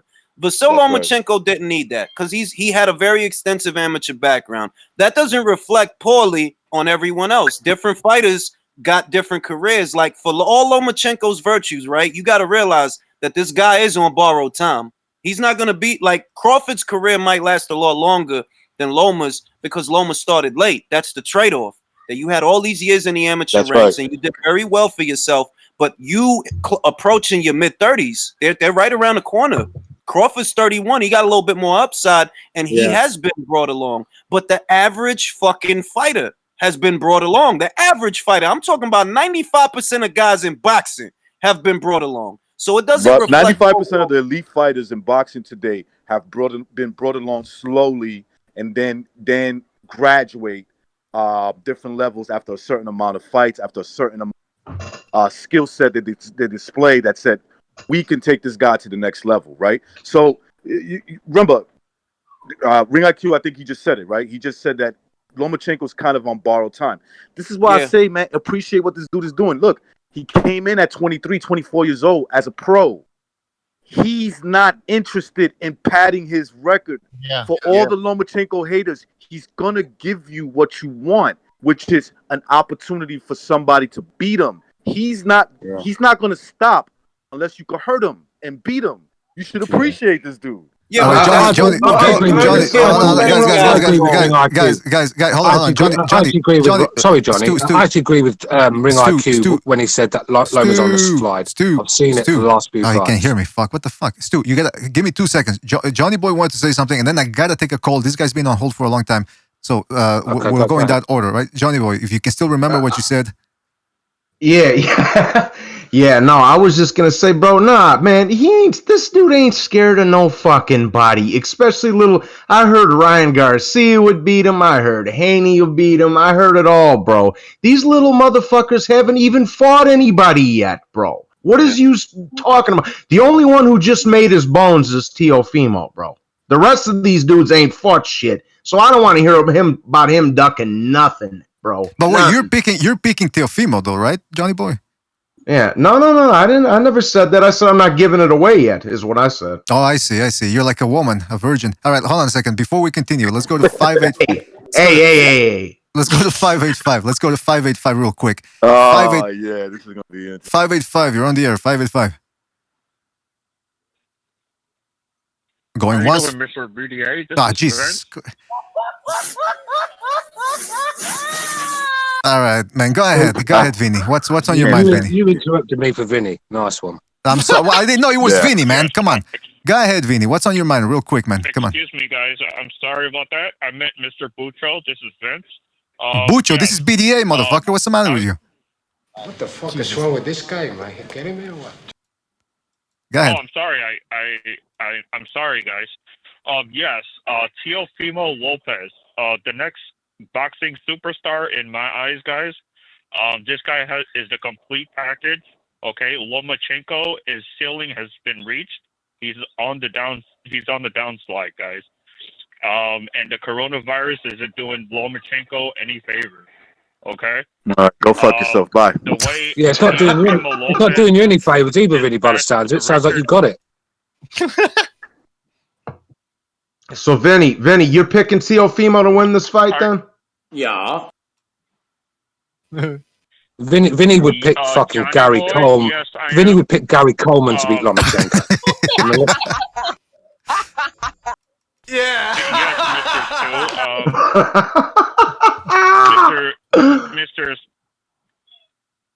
Spit it out, man. Go ahead. Stu, you'll definitely hate me once Deontay Wilder beats your guy Tyson Fury.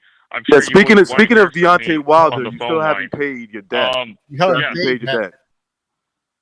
Because you are a Jew. You haven't paid your debt. I told you. I was very specific. I said you will be digging into your wallet.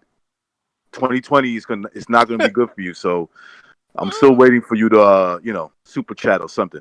You're a Jew. All right, listen. We got a lot of shit to. Respond, Mr. BDA. Bucho again. Respond to Mr. Recognize. Go ahead. Yes. Yes, due to the pandemic that we're on right now, I'm currently unemployed, so I'm just waiting for that check from the government to show up at my residence. I'm tired of your We'll excuses. see what we Okay, can I'm do, tired guys. of your excuses. But I You're also full of shit. Full of shit. I was not impressed. All right, listen. We got. Mr. BDA, one Yes. more thing. Yes. Yes, Sure, we break some balls here tonight. May 30th was going to be the date where I was going to get my get back, so Teofimo Lopez would knock out Lomachenko, but obviously this virus pushed everything back. And I just also want to say hi to all my fans out there, and You have no just glad fans. you guys are safe and doing well. All right. Thank you, Mr. BDA. You're welcome, Vinny. You're always welcome around here at limited time, of course. And there is a virus out there. They should name it after you next time because you're always fucking infecting everybody here. Go somewhere in isolation because you're gonna have a lot of that. And fuck yourself. Bye. Oh, come on. Now, wait a minute. Come on. You don't talk to my viewers that I'm way. kidding Recognize. with him. He knows I'm playing. All right. All right, listen. I mean, Vinny. Vinny's getting a bit above his station, didn't he? Vinny's getting above his station, talking about fans and stuff. I'm surprised he got Vinny.com as website. Join that, you know what I mean? Hey, Vinny, do the channel a favor and drop us like a $400 super chat real quick, bro. Come on, do man. that, man. Come on. We let you talk on here all the time. Yeah, exactly. And do you know something about Vinny? He just reminds me, talking about Gary Coleman, Vinny reminds me of that other guy at Different Strokes. You know, the geeky one, the son. the guy's son. Oh, come on, That's man. who Vinny reminds me of. All right. Listen, Vinny, we gotta. I just think this. No, I honestly think this guy is just anyone he'll pick to beat Lomachenko. Don't matter who they are, whoever Lomachenko's fighting, he's picking the other guy. He's a troll. Nah, he's not a troll. He's not a troll. He's doing the old thing to where even a broken clock is right at least 2 times a day. Exactly. That's what Exactly. You know what? He's gonna That's keep perfect. picking against Lomachenko till somebody beat him. That's what he's doing. All right, listen, Vinny, thank you for calling in, man. All right, call him back next time. All right. Go fuck yourself, Vinny. Yeah, please. That's recognize his line.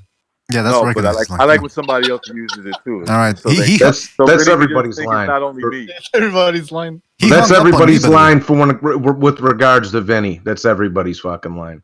And this every time he calls in, this is what I want to say. Go ahead and kill me, you cocksucker! All right, listen. All right, so Carlito, I'm walking around with fucking diapers. Carlito, stalker. I got fucking diapers. I shit my pants every day. I can't walk. All right, listen.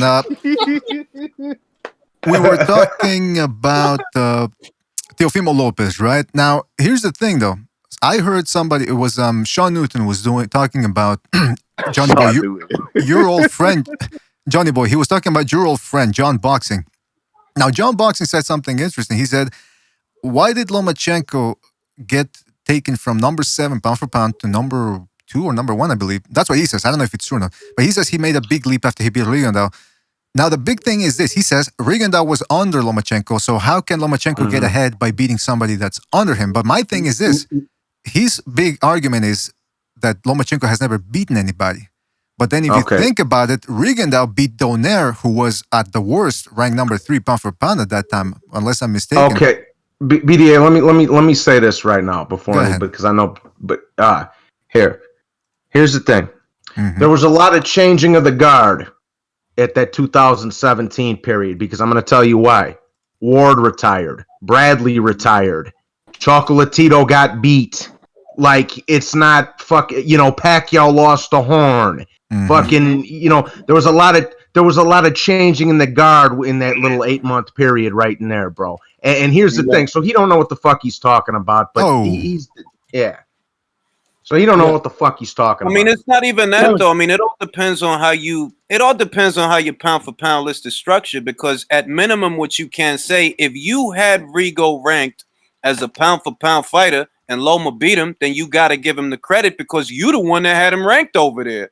That's right. What I'm saying? If you're listening, you got Rigo on there. If you got Rigo on there, you saying that Loma beat a pound for pound fighter. So you got to give him the credit. Yeah, that's true. The same people that are saying that Lomachenko shouldn't be on the pound for pound list the top 2 for getting that win against Rigondeaux were the same people that put Terence Crawford in the pound for pound list when he beat Ricky Burns. So this is what we're dealing with.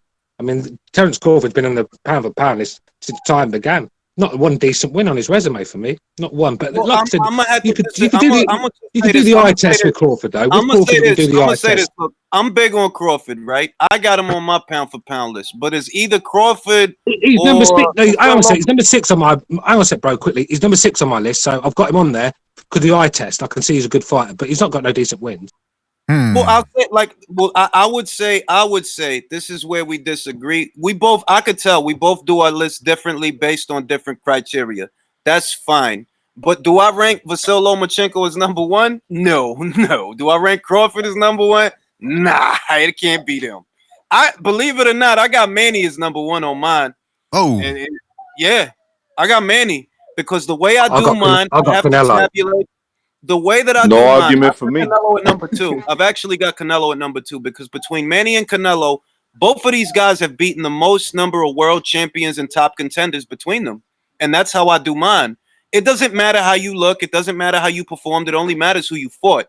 Did you fight a champion? Did you fight a top 10 contender? Because those are the only victories that matter. All that other in between shit don't matter.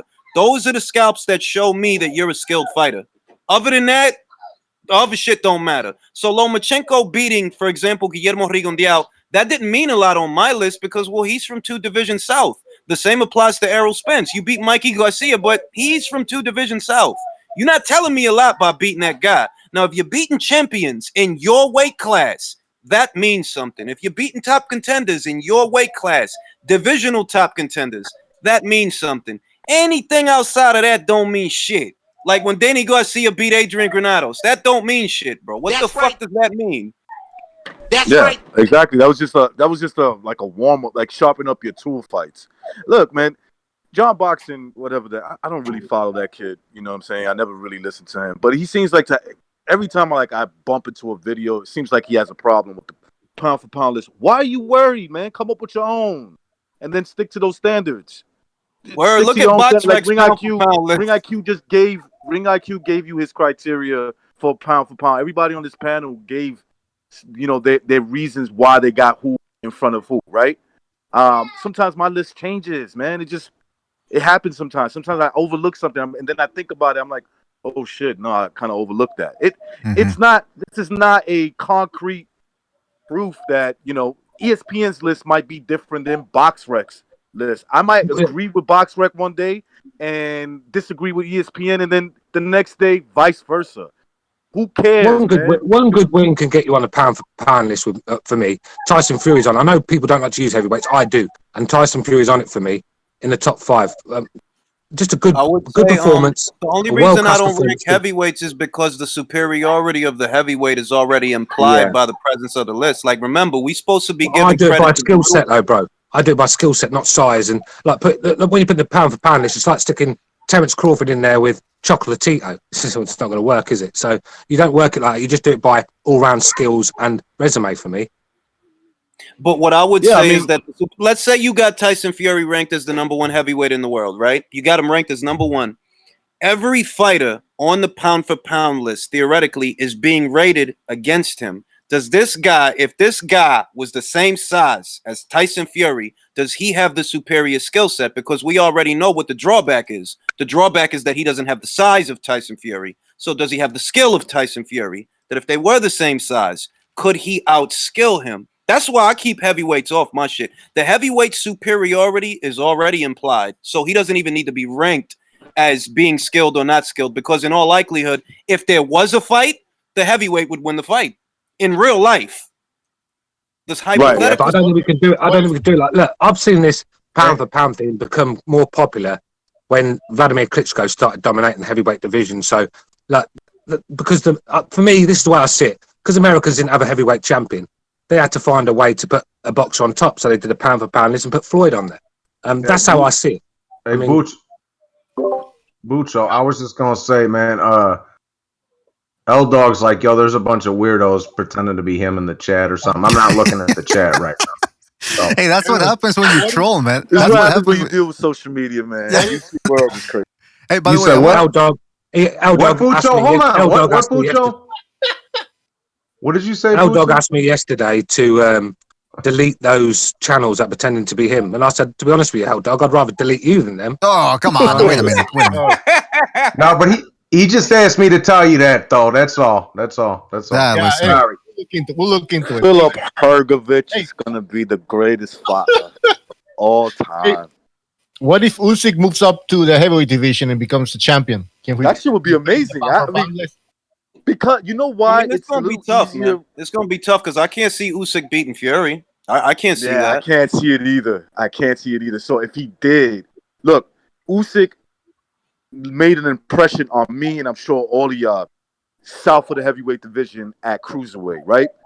A big motherfucker at like a dude that can move in that manner and his side, and just outskilling this dudes, and then doing it the way he did, becoming undisputed, doing it like in enemy territory, especially with the Eastern Euro blocks that they kind of take that more serious within each other. You know, it's like infighting. So there's definitely that element there. He did all that. If he goes up to heavyweight and somehow beat fucking Fury, because I'll be honest with you, I think he could beat Deontay Wilder. And I give him a very good shot to beat Anthony Joshua. The one fight I can't see him winning is the Fury fight. That I can't see him winning. Fury got everything to beat him. He's got the movement. He's got the feints. He's got the switch hitting. This is like I can't see Usyk winning that fight. To be honest, he got a tough fucking fight in front of him with Derek Chisora. Derek Chisora not coming to box with you, bro. He coming to fuck you up. And all that pretty shit. I'm not making no judgment on him until I see that Chisora fight. Because Ring IQ said, one thing about Chisora, if you don't belong in the heavyweight division, Chisora is the man that's going to find you out. Well, I've been saying that. I've been saying that for how long? If you're not good enough to be at the top of the heavyweight, Chisora will find you out quickly. So this is a gatekeeper, and like I said, if you're not ready, he'll prove that to you straight away. So look, Chisora's tough, but do you have Usyk in your pound for pound list? Recognize? You know what? Yeah, still, because look, I'm not gonna lie, I'm still impressed by what he did at cruiserweight. Yeah, but I'm saying though if you don't have heavyweights in your list, do you? He's like one of the exceptions, only because look, I agree with Ring IQ. This is how it goes for me. It's more or less the same. There's the king of the heavyweight division, and then there's the pound for pound fighters, right? So Fury to me is the best heavyweight in boxing, not proven because he's got to get through Joshua. So to me, he's the king of boxing for right now.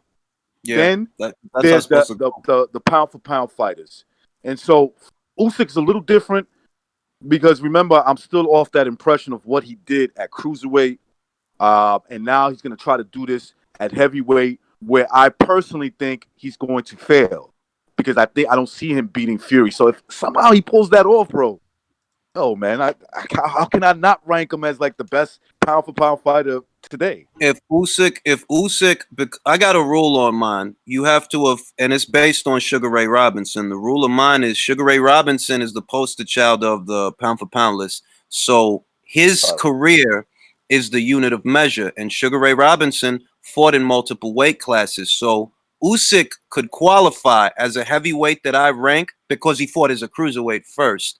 If he was to become heavyweight champion, I would rank him. Currently, I don't rank him because he doesn't have a title, and that's one of the rules. Like, you got to be a champion. Everybody on my list is a champion. Chocolatito is a champion. Inoue is a champion. Fucking Estrada is a champion. Kazuto Ioka is. Everybody that's on my list has a belt or has belts. Because if you really that nice, you're going to have a belt. You ain't just going to be out here fighting Joe Blow and Joe Tomato Can. If Usyk could get a fucking belt, dog, he has a strong argument to be number one because he will be the literal embodiment of what a pound for pound fighter is. That if you took a guy from a lighter weight class and put him in a heavyweight division, made him a heavyweight size, if he wins, that makes him the literal representation of what a pound for pound fighter is. That you got the skills, even though you don't really got the size. We'll see if he could do it. I don't know if he can. I don't know if he can. But now, in regards to the title, your policy about needing to have when you see a championship, do you mean a lineal championship or an alphabet title? No, it has to be. I'll put it to you this way because it could sound convoluted, but it's not. It's not that anybody with a belt gets in. It's that you have to have a minimum of one belt just to be considered.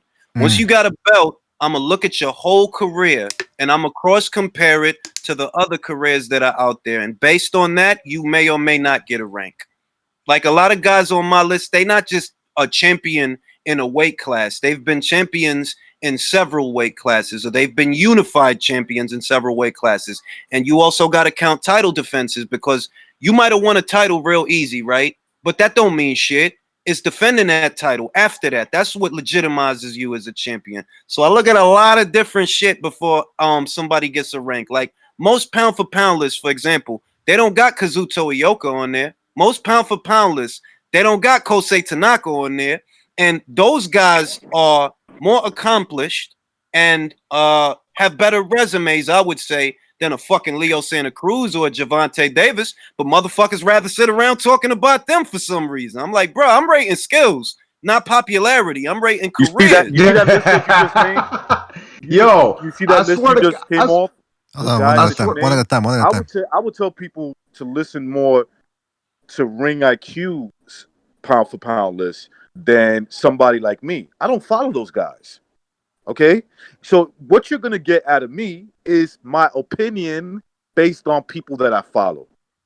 Yeah. That is, okay. Once I become aware of somebody like Francisco Estrada, Roman Gonzalez, and guys like that. Once I become aware, and if I feel like I'm gonna pay attention to them, I do. Then I give you what I think, their ranking is. But if you want to follow pound for pound list, somebody who has guidelines, you should go with something like that. Don't get offended when I give you who I'm following and who I think is better. You understand what I'm saying? Yeah, I got That's you. the difference. Yo, I got. Let me finish this real quick, Johnny boy. My That's bad, the difference between. This is the difference between somebody who's a fan. Doesn't mean he's a fanboy, because I'm no fanboy of boxing, and there's certain people that gets his attention, and he's going to give you his list based on that. And then following somebody who knows all the rankings, knows all the weight divisions. Hell He just yeah. named guys I don't even know of. And not to mention, bro, that's what I do. I don't give a fuck. Ring, I always say this, bro. I care most about what goes on in the ring. I don't give a fuck about nobody's following. I don't care about them. You know, I don't care about none of that shit. The most important thing to me is who, what, when, and where you're fighting, bro. You know, that's it, bro. I don't give a fuck about Ryan Garcia and Tank Davis's Twitter following. That shit's kind of queer to me to begin with. But fuck all that noise. Yo, dog, like, look, consider this, right? Nonito Donaire, when boxing resumes, right? Nonito Donaire is going to be challenging Ubali for his WBC title, right? If you know anything about Nonito Donaire's fucking career, dog, the kind of people that he fought, that he's been a champion in multiple weight classes, he's gone up, he's gone down. If he could beat that guy, you got to give him the props. You got to give him the props, for example, ahead of a lot of other guys that's more talked about right now, because they have not beaten the number of champions that he has. And that's the only thing that matters. We're rating skills. We're not rating marquee value or popularity. We rating skills. And you would have to be a skilled motherfucker to have a resume like that. You would have to be. Because most motherfuckers, when Nonito joined the World Boxing Super Series, right? Motherfuckers thought his career was over, dog. They literally like, yo, this dude, like, he gonna go in there and get washed. What he do? He gave Naoya Inoue the fight of his fucking life, dog. The fight of his life. Yeah, bro, and not to mention, I say another one with regards to the little guys, bro. If Chocolatito goes in there and beats the hell out of somebody else, you got to give him his fucking props too. I mean, he just won another fucking title, bro. Exactly. I'm a big Chocolatito fan, man. That kid's amazing in my book. An amazing run. Yeah. Yeah, that's it. Yeah, the little guys don't get the love because most of them are Japanese or African or from deep down in South America. And also, that's the thing that always bothers me. Some guy was defending, I forget who he was, defending Clarissa Shields, and they were talking about equal pay for women. Listen, if you're not entertaining, you got 2 knockouts on your record, nobody wants to see women's boxing. I'm sorry, you're not gonna. I care about the little guys first. They've always been disparaged in boxing for a long time. They don't get the big paydays. Yeah. Let's start writing articles about those guys before we start talking about Clarissa fucking Shields. Well, I'm gonna say this. Look, I'm gonna say this, and this is from the heart, right? I understand that a lot of people don't follow women's boxing. I'm okay with that. I'm not trying to convince anybody of anything. But I'll tell you that I could name girls that I'd rather watch fight 10 times out of 10 than Eris Landy Lara. Any old day of the fucking week. It's girls I'd rather watch than him. It's girls I'd rather watch fight than Charles fucking Martin. And because I know they're going to go in there and try to kill each other. And that's what I want to see. So I'd rather see, like, I've seen so many fights that was so much more entertaining when it come to girls than guys, like Robert Easter versus Rancis Bartholomew. That was That was pathetic. Gervonta Davis' last 2 years worth of fights is pure fucking garbage. The Gamboa fight, straight up, bro. Danny Garcia versus Ivan Redkach, that's garbage. I don't want to see that. Whereas if I know it's 2 good girls, like the 2 girls that fought on the Golden Boy card, Sinicia Estrada and Marlene Esparza, that was a better fight than all of Danny Garcia's recent fights, bro. That was a better fight than all his recent fights. I'd rather watch them. That's why I big up the ladies, because I know they'll put on a show because they have to. You got to go in there and try to kill the other girl because you don't have it easy like the guys. The guys could afford to sit there and take cherries and keep busy fights against guys that don't stand a fucking chance. Where the girls, if they want to get paid, you got to risk something. You got to go in there with a killer. That's how I started watching it. I don't knock nobody that doesn't, but that's just me. You know what? I'm gonna say this because, like, I know Ring might watch it, but like, this is what I compare the little fighters to: the flyweights and the bantamweights and all that shit. Like under feather or feather and under, we'll say. But bro, they're like the linemen in football Okay, they're like the linemen in football, bro. They got to really do some ridiculous shit to get their props, bro. They got to do some ridiculous shit to, really get their props, which is fucked up. Because I look at it like this: the heavyweight division's the quarterbacks. They're always going to get talked about the most, bro. The receivers are like the fucking welterweights out here, and these dudes ain't even fighting each other, but yet we talk about more of them than these other motherfuckers, bro. It's fucking, it's weak, bro. I like it when they accidentally punch each other in the tits, but I mean, I gotta watch some of these. Somebody give me a list of the entertaining women's fights. Okay, I'm gonna tell you one fight that I think. All right, I'll tell you 3 fights. One is a great knockout. 2 of them is brawls. Like these bitches is trying to kill each other. Like dead ass. One is Hannah Gabriels and Oxandia Castillo. The first one. I'm not gonna tell you nothing. Watch the fight. Okay. Watch it. The second one is Maiva Hamadouche versus Vivian Obanov. Watch the fight. And the third one I would name is Marlene Esparza and Sinicia Estrada. Those was great fucking fights for different reasons. And you're not gonna be bored. That's the key thing is remember, no matter what, boxing is entertainment. So the viewer has to be entertained. That's pivotal. That's the only way you're gonna bring people in. And I could say I would tell anybody to watch them 3 fights and tell me you was bored. All right, I'm gonna catch him. I'm gonna watch him and see if we can start covering a little bit. What's that? Sorry, B-Day, cut out. Go ahead, bro. No, I'm just gonna say I'm gonna watch those fights because I mean, listen, anybody that steps in that ring deserves a certain modicum of respect. I just want to see women. Women, for the most part, they don't have the same strength as men, the same hand speed, the same explosiveness. But if they're putting it on the line, like Ring IQ says, then hold on a second. You've only got to watch the UFC fight the other day between the Polish girl and the Chinese girl. That was a good fight. That was a real good fight. Brilliant fight. But for me, because I'm a boxing what's the word, snob, I don't know if I just don't take too much. It's like it's all right watching a little brawl here and there, but I can't watch 10, 12 rounds of it. You know what I mean? It's very rare I can. I mean, Katie Taylor for me, one of the most overrated fighters in boxing. Katie Taylor's the most overrated fighter in the UK.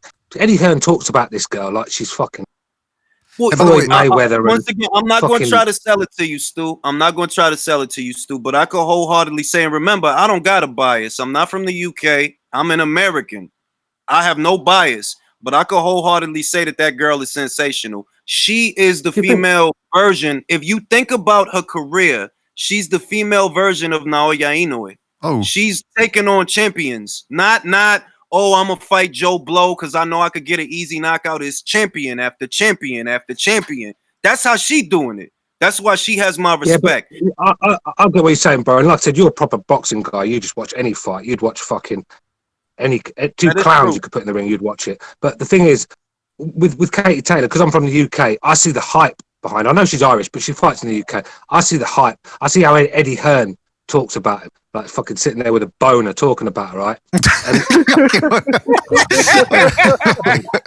with no underwear. No, and it's quite cringe, really, because when you think about it, this girl has been very lucky on the scorecards more than a couple of times. So yeah, she's a very good fighter. She puts it all on the line, and she's definitely a pound for pound on the females, but just like I said, not as good as people say she is. But to be fair, Stu, all Eddie Hearn is doing is actually his job. If I was a boxer and I had Eddie Hearn promoting me and talking like that about me, there'd be a part of me that'd be like, "Yo, I like this dude, man. He's selling my name." Whether it's true or not, right? It's like when I seen Bob say that he thinks Pulev is gonna knock out Anthony Joshua. Bro, what is Bob supposed to say? Man, I'm sending Pulev out there. That's Bob's job, man. His job is to say. No, but with Hearn, it's could become corny with Hearn. The way he talks. I mean, let's be real. It's proper corny. He bigs up all his fighters. But he talks about Katie Taylor, and I know where he's coming from. He's doing it to try to be political correct. You know, look at me. I'm a good promoter. I'll get behind the women and all that, because the women have had a rough ride in boxing, and he took it too far. He's always the one. He'll be the first guy to have the homosexual world title or something like that. You know, for the rainbow belt. He'll be the first. He's the sort of guy that'll put that on without a shadow of a doubt. He's some people would say he already has a homosexual champion. So you know. Yeah, Kell Brook, man, shit. Yes. Oh shit, that was gold though. That was gold. But yo, it was good talking to y'all. I'm gonna get off right now. All right, peace to all of y'all. School, BDA. Whatchamacallit, yo, it's good talking to y'all. Look forward to doing it more often, y'all. Peace. All right, thank you for coming in, Ring IQ, and check out Ring IQ's channel. He's doing live streams as well, so go check him out. And again, thank you for being on, man. Really enjoyed talking to you. All right, bro. All right, take it easy. All right, peace, yo. Before we continue, I gotta Wait, I thought Ring IQ's from New York, right? Definitely. Sounds like it. Yeah. Yeah, no, because he called in from a 718 number. He's from New York. Oh, okay. Hold on, before we continue, because I forgot to mention. Well, way back, Chris K donated with a super chat, aka Undercover Asian. He says Teofimo is at 160 pounds now, compromised at 135 if he drains. Shout out to Chris K for his contribution. Also, Virtue also donated with a super chat as well a couple of minutes ago. He says, do hits to the breast count as low blows? Hey, man, no, definitely not, man. I'm pretty sure a shot. Yeah, what is the rules for that? I wonder. Not to cut you off, BDA. What's what you're doing, man? You know the rules that you can't. Can another woman boxer hit a chick in her breast? I remember which fight? I think there was a fight, right? But I think it's because the bra got misplaced or something, so they had to stop. But no, I think I did. Listen, if you punch a guy in the chest, they don't call it low blow, right? So I assume. No, it's of the course same not. thing. Yeah, so I assume it's the same thing with the women, with the females. Also, so shout out to Virtuoso and Chris K for the contributions. Also, before we continue, we got L Dog on the StreamYard. L Dog, are you there? Yeah, what's up, Mr. BDA? Thanks for having me on. Hey, just quickly, shout out to Ring IQ. Love his channel. Always doing good videos, good live streams as well. Hey, by the way, sorry to interrupt you, L Dog, but just as Ring IQ left, Galero de la Info, who's been talking shit about Stu as well, says Ring IQ is a mutt. That's what he's. Okay. That's what Stu. Guerrero is the biggest fucking pussy hole to ever grace this channel. He talks like he's fucking like it's some gangster in the chat. It comes on and it was like Minnie Mouse, weren't he? I mean, I ain't got time for people like that. But wait a minute, what's Galero de la Info's problem with you though? Just doesn't like me, wants me off the show, thinks the show will be better without me, and Gonzalo wants us all off. And I suppose he's going to come on and replace me, is he? I mean, if you want to, I mean, let's be real, fucking be Sesame Street, this BDA, if he came on, it'd be like fucking Sesame Street. Oh. Kids show. So well, listen, Galero de la Info. He wants me, listen, I'll make a deal with him, right? If we'll do a vote.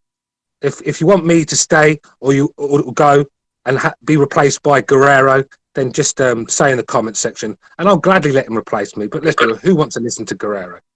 Well, listen, Galero, next time, if Ring IQ drops by and you get a problem with him, he says he's willing to go at it with anybody. So call in next time he's on and give him speak your mind. You know, this is what the Boxing Debate Arena is all about. You know, you got a problem with somebody, disagree with somebody, let it all out. It'll make you feel better.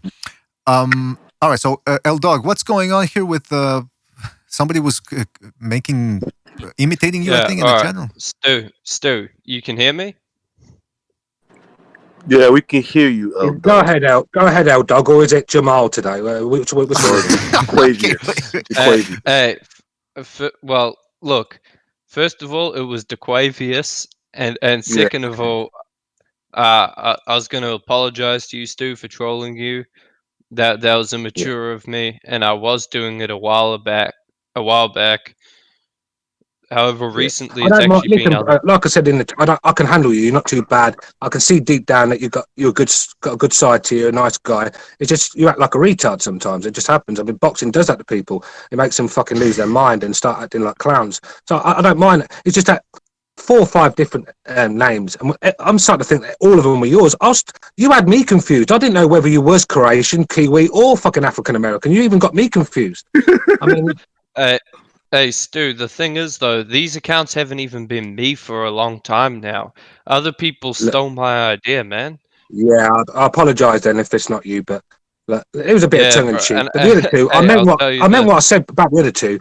Like I said, with you, it was a bit tongue in cheek, but with the other two, I meant it from the heart. Yeah, man. sure you No, did. no problem, man. Yeah, look, that other guy, man, he's a fucking weirdo, and you were right on that one, man. Demonic. Yeah, that was a scary one, man. And I gotta tell you, I don't know how. Listen, we give everybody second, third chances around here. That's my curse, I suppose. But he really did dug himself a hole there. And I told him, listen, next, reevaluate how you deal with people, how you talk to them. Not everybody wants to hear your points of view. So Look, I have my here's a. You guys are talking about Durden, right? Right. This is what I'm gonna say. This is what I'm gonna say for Durden because I like Durden. I speak to him. He's a pretty nice person. I think he's misguided a little bit. He's finding out some things about himself, and he wants to make up for it all in one shot. This is what I would say to him. Remember, when you're dealing with people, that you're dealing with different personalities. It's actually selfish of any human being to actually think that everybody's going to agree with you, and if you don't, you're a piece of shit, etc. Right? I go on the show. I have my point of views. I get along with Stu. I get along with BDA. I get along with Bucho, and I don't always agree with them. I have my opinions, but the one thing I don't do is I don't insult them. I don't say, Stu, you're a fanboy, or Bucho, whatever, you don't know nothing, or BDA, please, you're trying to play it politically correct. No, I don't. This is why you're recognize. This is why you're one of my favorite guys on the show, because me and you disagree with a lot of stuff, especially with the Canelo Kovalev situation. Yeah, when did it ever get nasty? You can talk about. Yeah, see, I can handle people disagreeing with me. It's when they're in the chat calling me fucking names and stuff, and I don't get it because half the time they haven't got the answers. They're having to go at me for my answers, but they haven't got the answers themselves, and I just don't like people like that. Know it all, condescending know-it-alls, aren't they? Some of them. I'm just gonna say this, man. I think it's more than him just not being a know-it-all, man. I think he got some issues. No kidding. Yeah, I think man, that's why I was offended. I was like, "Hey, Stu, why are you comparing me to this guy, man?" Well, I think it's two. The law of threes. Everything comes in threes, and I think Stu needed Yeah, another it guy. does with me. I do everything in threes. And look, it was. I said you was all pieces of shit in your own sort of way. So it's not like I. And by the way, I just want to read something real quick. Somebody said, "Oh shit, hold on. Let me scroll back because Quags made a good point based off of what somebody said. Ralph Unreal said, "Why does everyone hate each other?" LOL. And the Quag says. He replied by saying, "This place is a cesspool." It's true. That's what I like about the chat room to a certain degree. That we can all speak our mind. But at the end of the day, we've been accused, the BDA, and I say we because I feel like I'm part of this absolutely panel, and absolutely, and I give my little contribution. But here's my thing, right? Like I've heard people say that we all agree with each other, and there's nothing there at the BDA. I'm like, you guys don't listen. I mean, the amount of fights that we have on here, some people get really offended and they never come back, or they take a long time to come back, whatever the case may be. But to say that we all agree, you're not really watching the show, because we don't all agree. We just have, most of us here just have respect for each other. That's what we do. We just have a little bit of respect. Like I respect the guys on the panel that I may disagree with. They respect me. It's how we come off with each other. But to say that we all agree, you're crazy. And at the end of the day, we know it's boxing, so we're just having fun here. Jeez, I mean, listen, if you want to get in a fist fight over something, at least make it over something important, not over a fucking sport, man. That's the thing ridiculous. is, you should stop lying, BDA, because he came on one of the comment sections of the video and said, "Oh, Michael Stott, this is all the boys from the panel were on my show the other day. We was all talking about you, laughing about you and stuff. What show for a start?" And he doesn't have anyone watch the fucking thing. When he does, there's about 3 people, so I don't know who he's talking about. But to say he's like trying to throw you guys in the bus, saying you're talking about me and slagging me off, sort of thing. I knew it wasn't true. Stu's cutting off. But that's what he's just toxic and shit like that. Well, listen, man. I think Rek and I said exactly what I told Rek during the stream. I said you're looking for an identity, but you're going about it the wrong way. If you're still figuring things out, keep your thoughts to yourself, because what you spew out might not exactly be the correct thing. So, look, Durden, I'm not going to ban him.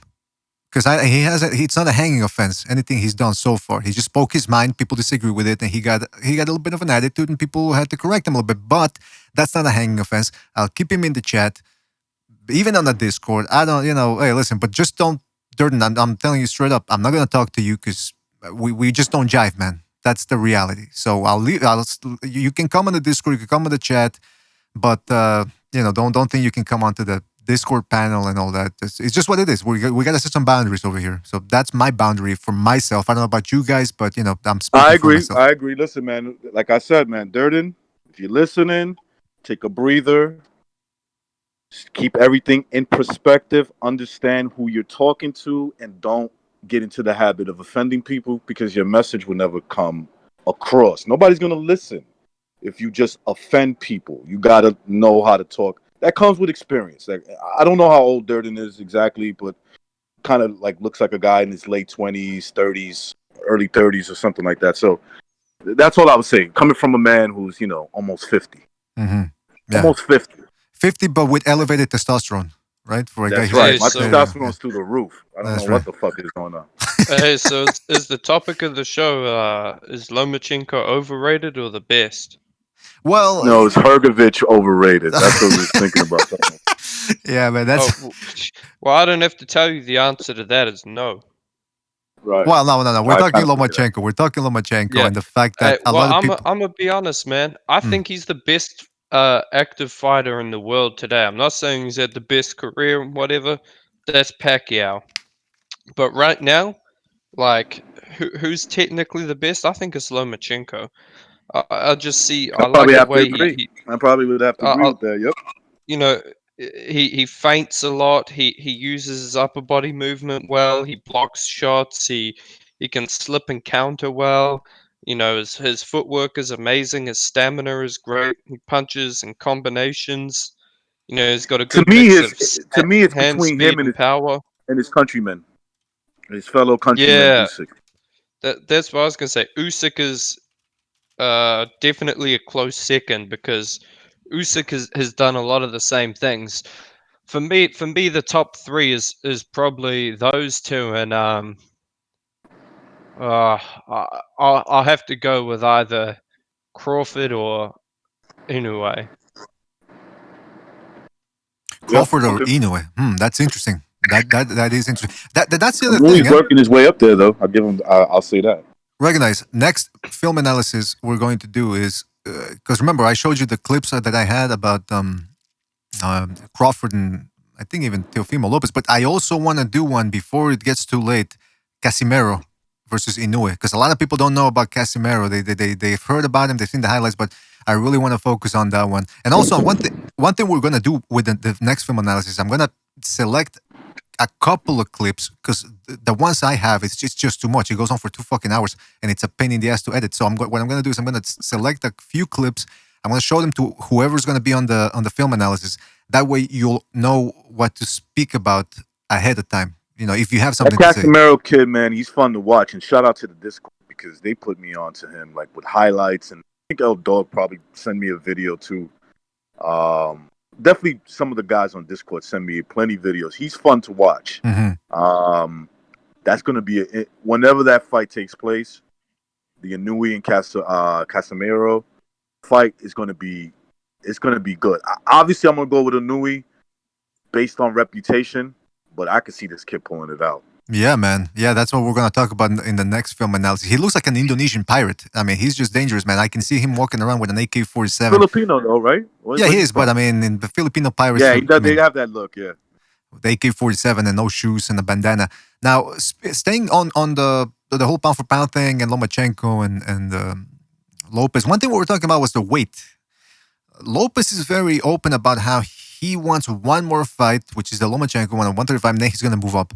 There was this article over at Ring Magazine, or actually on ESPN, but it was referenced on over at Ring TV about how fucking Teofimo Lopez is out in Arkansas or somebody. Yeah, he's in Arkansas playing Bill Paxton, fucking dealing with twisters over there. There's a tornado that that passed by him. He was hiding down there with his wife. I believe it's his wife. He says the 22-year-old would have been working himself into more primo condition at camp back in New York. He lives in Bushwick, Brooklyn, which apparently, according to the article, is a hot hipster but still gritty-ish Yeah, it section. is. Bushwick is. It used to be one of the worst ghettos in Brooklyn, and now it's like this hipster. Half of it, like half of the Bushwick now, is more of like this like hipster type of neighborhood. So that's where he lives. Apparently, he's dealing with a bunch of latte drinking artists and university students. But for the moment, he is in Arkansas and he dodged a tornado over there. And he says he's walking around near middleweight. So my thing is this: he's being very open about this. Is he just an honest guy, or is he sort of playing mind games with Lomachenko and saying, "Oh, I'm overweight"? Like, remember when Michael Phelps used to say that he would eat pancakes with chocolate and shit like that, and people were like, "Oh shit, he can eat whatever he wants. I'm gonna do it too." But some people said it was psychological warfare. What do you think? This psychological warfare, or is he really just walking around as a fat ass? No, I think he's probably being truthful that he is gaining weight. You could see in his shoulders, he's kind of big for 135 pounds. You know. Hey, BDA, I've seen some photos of him recently, man. Like, and he looked a lot bigger, man. You can tell his face was like a lot more filled out than it Yeah. was post fight. Yeah. And he did a Reddit Ask Me Anything the other day. Mm. I actually asked him a question. He responded, but As people are yourself? Hold asking on. him. Did you ask him a question as yourself or as one of your characters? Jaquavius. Yeah, no, as myself, man. Okay.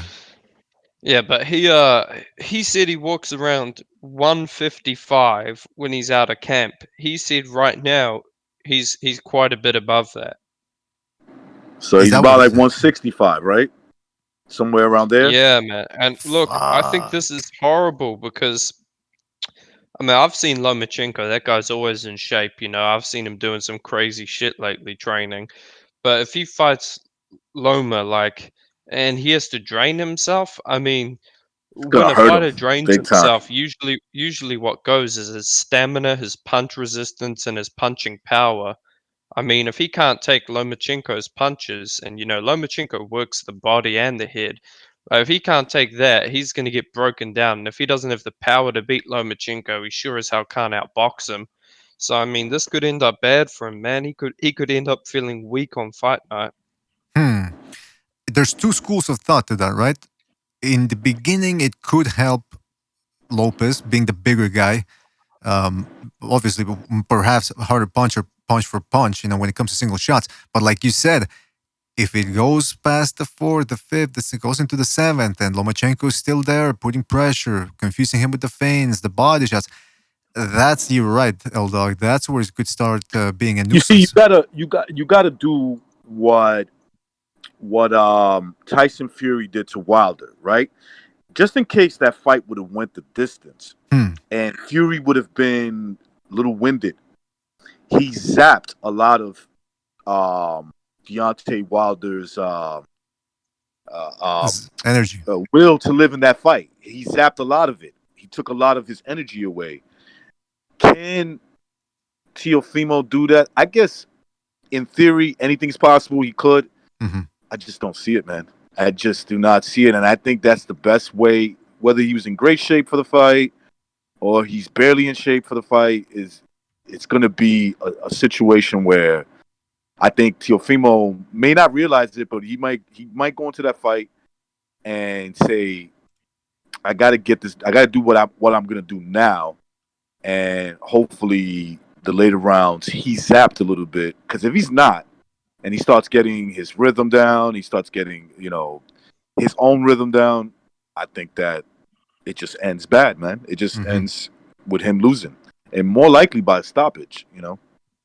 Yeah, man. That's my prediction for this fight. I think Lomachenko stops him late. Look, one of the worst styles to be in with when you're drained is someone who's extremely active, has got quick hands, and puts punches together, especially when he's mixing up the angles. I mean, can you remember when De La Hoya was drained against Pacquiao? Like that's just a nightmare style to be drained against because, you know, if these elite fighters like Pacquiao or Lomachenko, they see you're drained and tired, they're just gonna be on you non-stop, you know, hitting you, breaking you down. Like I think Loma is gonna neutralize him early with a lot of movement. Then later on in the fight, He's going to start bringing it to Lopez when he's tired. He's going to work the body, and then he'll hurt him to the body, I think, and that's when he'll catch him upstairs and put him out. Well, listen, it's going to be interesting to watch Teofimo in the first couple of rounds because let's give him his credit. He's physically talented. He's not an idiot in there. He knows what he's doing. But is it going to be enough to offset Vasil Lomachenko? The other thing is people are talking about the height and whether Teofimo is going to be that much bigger than Lomachenko. BoxRec has Teofimo listed as 5'8", but you know my philosophy on BoxRec. If they have him a guy as 5'8" or 5'9", deduct an inch or maybe even an inch and a half. Lopez does not look like he's 5'8" to me. I think or maybe it's because of the way he fights. Maybe that's why he's leaning forward, so maybe he looks a little short. I don't know, but it's gonna be interesting to watch for sure. It's one of the most intriguing fights that could be made this year. Hopefully, it gets made.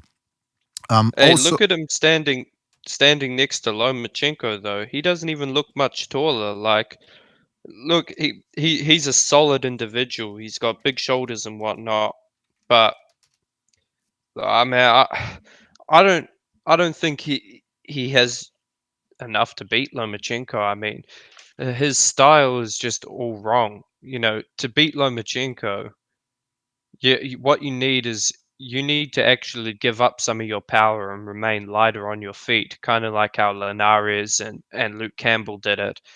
They they had a trade-off between remaining light on their feet and pivoting with them and moving with them to really sitting down on your punches. I mean, if Lopez does what he always does, which is try and set traps, I mean, against a guy who attacks off of different angles, constantly feints you, has great footwork, can punch while moving, I mean, it's going to be extremely hard to time him.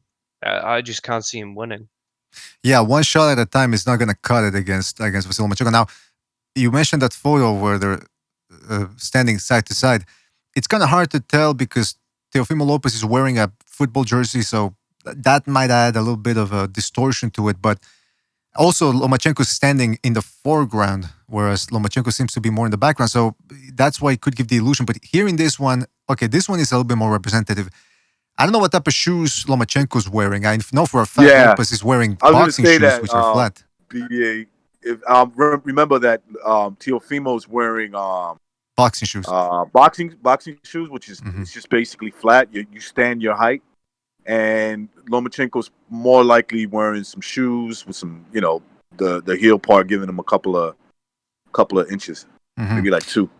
And that's the other thing is Lomachenko, though, if let's say they're about the same size, he's no Tommy Hearns in there. I mean, the guy's got some muscle to him too, the good upper body, and he knows how to put pressure on guys. So, I mean, I don't know if Lopez is going in there expecting his power to bail him out or his strength and his size.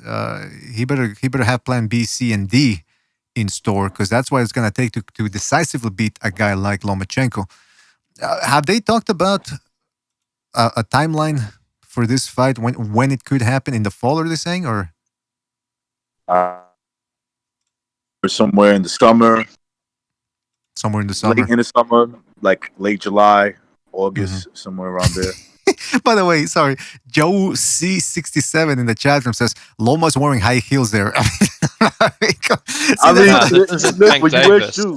When you wear shoes, man, you stand at least 2 inches taller than you really are, right?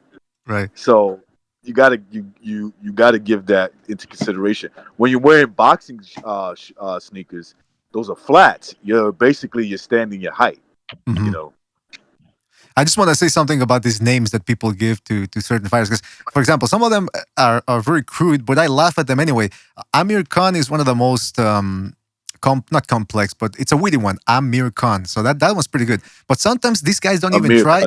Yeah, but sometimes these guys don't even try, but they still make me laugh. For example, when people would call the Rigondeaux fans back when we were doing videos for the upcoming Rigondeaux Lomachenko fight, some Rigondeaux fans would call him Lomachenka. I'm thinking, wait a minute, you're just adding the A at the end to make him sound female. Well, you know something? The Loma, actually, that's how you pronounce it. No shit. In Ukraine. In their language, they'll call him Lomachenka. What? Yeah, and Usyk Usaka. Usaka. Are you kidding or are you being serious? Because I don't I've know heard some. him. Like, look, I don't understand what the fuck they're saying. Sometimes I see the subtitles. Like, I'm sub to Lomachenko's boxing channel on YouTube, right? So when you see some of his interviews, and they're mainly in his language, I think he speaks Russian, Ukraine, whatever the fuck it is, right? Right. So Martian. I've heard like the interviewer call him Lomachenko. What the fuck? And Usyk Usaka. That sounds I've Japanese, heard him man. say it. Okay, let's go to Google Translate, and I'm gonna write his name here in English to Ukrainian and see how it sounds. The fuck, you're supposed to. Lomachenko. Okay, and now in Ukrainian. Lomachenko. Huh. Yeah, Lomachenko. It does sound. There's a bit of an inflection there, but I don't hear the A though. Lomachenko. All right, Lomachenko. Let's see Usyk. Just see Usyk. Uzag. Usaik. Uzaik. You know who's Yeah, good maybe at this? that was it. Maybe that was it. You know who's Maybe good at I this? Precise is good at this. He knows all those fucking Eastern European names. Yeah, like he's from. I think he's like. Well, I don't know. Maybe he's just educated, but he seems like he's from like that area. You think so? Well, he's like Ecuadorian mixed with these like. He's I don't know what the fuck he is. He looks white to me. I don't know. He's not Ecuadorian. But anyway, listen. That's I think he's Polish. You know, I think he's comes from a Polish background. No kidding. Well, that explains it, right? If he does come from a Polish Probably background, Jewish Polish as well. I think he comes from that sort of background. Right. I'm trying to look for a name here. Okay, but anyway, listen. We're getting into this whole fucking spelling about the names, but yeah, I mean, we know him as Lomachenko. I'm not going to start changing and calling him Lomachenko. It's Lomachenko for me. Hey, There well, you you go, know yeah. what 78 calls him? Oh shit! What? What's that? Lomo Stanko. See, when you call, that's my thing about it. That's another thing I wanted to bring up. When you have to make up names like that for a guy, why do you dislike him? I mean, what is there to dislike about Lomachenko? Seriously, the main thing they say is, oh, because he's overrated. Okay, then take that up with the people that overrate him. What does Lomachenko have to do with that? See what I'm saying? That's why my police officer crew cut theory, I think there's a lot of validity to it, because why else would you hate the guy? Oh, I look like Skin I'm part of color. that Aryan Brotherhood right now. I shaved it all. Skin color. That's all it is. Skin color? Yes, I don't know. Yeah, I get look, the. I agree. Lomachenko is overrated by some people, saying he's the best boxer of all time, but he is definitely a sensational technical boxer to watch, man.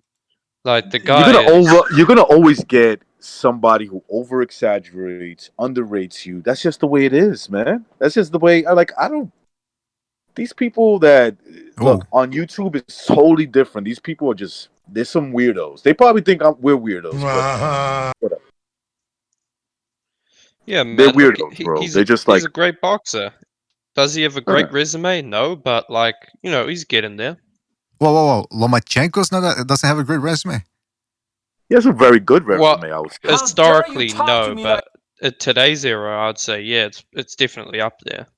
Well, listen. Look, Yeah, when go it's ahead. all said and done, right now, I know people look at the weight classes, but they will say, "Yo, that's the dude that made Rigo quit." You know, they are going to say that because Rigo came with a very good amateur pedigree. He's a celebrated amateur fighter with 2 gold medals, and he won a belt. And you know, so they will say, you know, historically, he made Rigondeaux quit. That's going to be one in the books for him. You know, the Manny Pacquiao situation. Look, I don't know what happened there, but he didn't seem interested. I look at it 2 ways. I think he's a little bit of he sees that as a risky fight, and he also sees that like, yo, I grew up idolizing this dude. I can't get up for him. I can't do it. Like maybe that's probably a knock on him, but maybe he just can't get up for that kind of fight when you like somebody. In this case, you idolize. Yeah, man. Like for me, I don't see what people's problem is, man. If you call out someone 2 weight divisions below you and they say my goal is to become undisputed in this weight class, I don't want to fight you, you know, that's not a duck, man. You got a goal to become undisputed. Go ahead and achieve that. And to be fair with Pacquiao, Pacquiao's whole thing is like, well, okay, look, he doesn't want to take that challenge. I don't see it as anything. I just thought maybe he might be interested. I mean, like, fucking Pacquiao just has this old school gangster mentality. It's just like, look, I'll give you your chance to beat me. You know what I'm saying? As long as I can make some money out of it, of course. But I'm gonna give you a chance to prove yourself. That's and right. I respect fighters like that. And Lomachenko reminds me of that kind of guy too. You know, I think he loses again when it's all said and done. He's gonna lose again. You know That what? doesn't say anything about who he is. It's just that the guy is gonna. He's not here to take these fluffy fights to build up his resume. He wants to make. He wants legendary fights. He wants fights that are gonna mean something in the history book because he doesn't have that much time. That's the thing. That when at the beginning of this show, when I read the article saying that Lomachenko wants to stare down Lopez and his father after he wins, and you say the guy's a G, he certainly has that attitude. Look, you don't dominate the international amateur scene, and you don't become a world champion in less than 10 fights in the boxing world if you don't have a little determination, a little resolve, and that itch to win. This guy is a born competitor. He lives for competition. He probably enjoys that grind. Most people would shy away from competition. This is the type of guy that loves it from since he was a child. So when people say he's afraid of Devin Haney, or when they say that he's afraid of Lopez, or he's afraid of Tank Davis, they don't seem to understand that this guy wants those fights. You know The what I mean? dude was willing. The dude got shit thrown in his face by his critics for wanting to go to fight that kid in Australia who's undefeated. I'm like, dude, he's willing to travel to another country to fight that countryman's undefeated prospect, a guy who seems pretty good. Oh, but he's not on Lomachenko's level. It's like, you realize what you're saying? You're saying that Lomachenko is so good that even him going to the guy's country, okay, you can't guarantee he's going to knock him out because the kid is undefeated. You don't know that. You're guessing that. That's your opinion. Okay, but you never seen that guy knocked out before, obviously, because he's unbeaten. Exactly. And what you're basically admitting is Lomachenko is phenomenal. That's right. They listen. At the end of the day, if they don't want to see it, they don't want to see it. You can't force them. When was the last time you saw any of their favorite fighters, like Earl Spence, say, "I'm gonna go to this dude's country, who's undefeated, and he doesn't have a relatively impressive name in the boxing world, but he's a strong prospect. I want to use that fight as a stay active fight." I recognize. How many times have we heard a fighter say, "I don't want to go to the other guy's country because I'm afraid of the judges. I'm afraid they're gonna poison my food. I'm afraid of the fans." This guy, fucking Lomachenko, he went to England to fight. What's his name? The British guy that looks like to fight Campbell. Campbell. Yes, thank you. Gee, I told you it's that time of day and it's only getting worse. He's an Eddie Hearn fighter, right? Well, there you go. Yeah, I mean, but he's an Eddie Hearn fighter. He said, "Look, I'm willing to take that risk." I'm like, he doesn't I don't care. Really care. I don't really care about the politics. I'm gonna take care of that with my hands. Exactly. He's a real fighter. Now, it's a shame that once we always complain about, these guys, they don't want to fight each other. They're afraid to travel. This guy does it, and yet now don't get upset with him when he reaches a certain plateau, and now he's turning down fights. It's like Eddie Murphy, exactly, right? It's like Eddie Murphy, in the beginning of his career, he turned down Ghostbusters because he was going to play the black guy. That black guy's role in Ghostbusters was small. That's because at the same time, Eddie Murphy was being offered fucking Beverly Hills Cop, and we saw what a success that turned out to be. So you can't once he does what he has to do, and he'll turn down some fucking Devin Haney fight for a bigger fight. You can't knock him for that.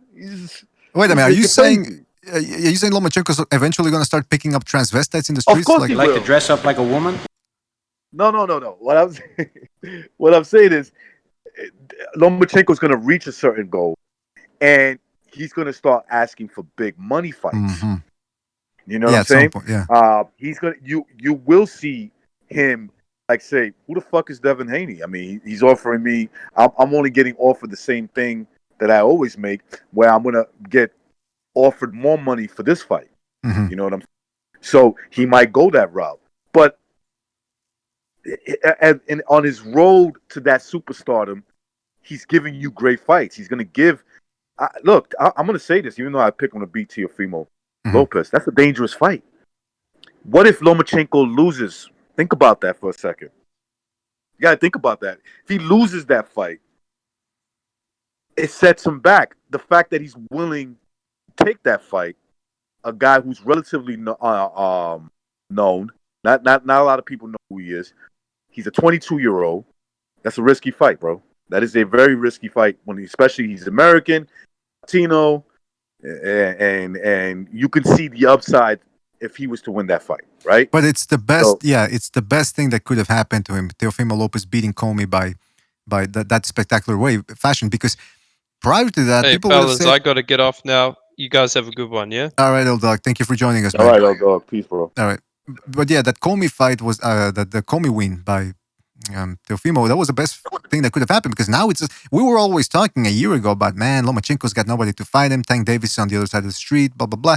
Now we got a guy. Okay, it's not the best resume from Teofimo Lopez, but at least it added a little intrigue. He's a power puncher. He's young. He's brash. This is what Lomachenko needs. And if he beats, he's arrogant, right? That's right. Yeah, arrogant kid. So if he beats him in a spectacular fashion, Lomachenko, that is, if he beats Lopez, that just adds another wrinkle to his record. Now we got and he's giving the kid a instant shot of becoming a huge thing in boxing. Mm-hmm. Like, what's not to respect about that, bro? You gotta respect the game. Yeah, and I think Victor. Oh shit! Fighter. Haney. Gonzalo, you're cutting off, man. You're cutting off. I think it's your cable again, or the way it's connected, maybe to your phone. It's that 5G. It's that 5G. It's killing everybody. 5G. But let me give him. Okay, I'm just gonna talk for a little while he gets his. We're gonna end it soon, by the way. But I just wanted to let Gonzalo give his 2 cents. EDA, let me know when you want to do that. Just really quickly. Mm-hmm. I've been shutting off my Discord. I have to do it for this reason because, so when I shut it off I shut it off from my phone, right? So, but on my tablet and on my I also have it on my laptop. I'll what if you send me a message about any of the fight films, I'll get it once I'm in an area where there's Wi-Fi. You get what I'm saying? Right. Where my phone, I get it instantly. The reason why I'm doing that is because, dude, man, my phone, I'll have my phone charging. I get so many Discord messages. Phone is dead, yo. Well, turn off the notifications, man. Isn't there a way to do that? Yeah, that's what I do. I shut off the notifications on my phone, only on my phone. Oh, okay. Okay, so that's what you're saying. Yeah. Because I thought you through said my phone, I get everything instant, right? Everything comes. I carry my phone all the time, obviously, right? And I don't have to be in an area where I got Wi-Fi. I got you. Oh, okay, so I'll send you a message and you'll check it periodically and see. I'll let you know in advance, not just the day of, because maybe that could complicate things. Gonzalo, you there? Oh shit, the 5G got him. All right, so Bucci, I gotta get new headphones because these don't work too well. But during the quarantine, the stores ain't open, so I can't go. Yeah, there's nothing open, man. Nothing. I can imagine if New York is shut down the way it is. Yeah, well, apparently, dude, my favorite restaurants are shut down, man. Fuck, man. I'm pissed now. I can't even order from them. Well, at least they said now that they're giving us a time frame of when they think this is all going to start. For us, it's like April 29th. That's what they're saying. Jeez Louise. Well, it goes by. We're gonna do our part here, Beat the Boxing. We're gonna make it go by fast. We're gonna give you as much. We like to entertain. That's Somebody right. just jumped on. Yeah, it's corruption in boxing. Corruption, are you there? Mr. Corruption. Yeah, gentlemen, long time. Yes, indeed, man. Thank you for being I on. was worried about you, man. I was starting to think that maybe something bad happened. But go ahead. Yeah, no, I got when I was moving around. I got stuck in London for a little bit. Shit. I flew over from Holland. I came over to see a legendary reggae artist who was playing at the Jazz Cafe. It was a one-off concert. So I flew in just before when the lockdown was happening. And the Jazz Cafe just texted on that particular morning. I had a feeling that it would be postponed. So inevitably it happened. But then I And you couldn't get couldn't leave. You couldn't leave London. Huh? yeah, I couldn't get a return, but fortunately my sister was over here, so plus I got a lot of old friends, etc. So no real problem in the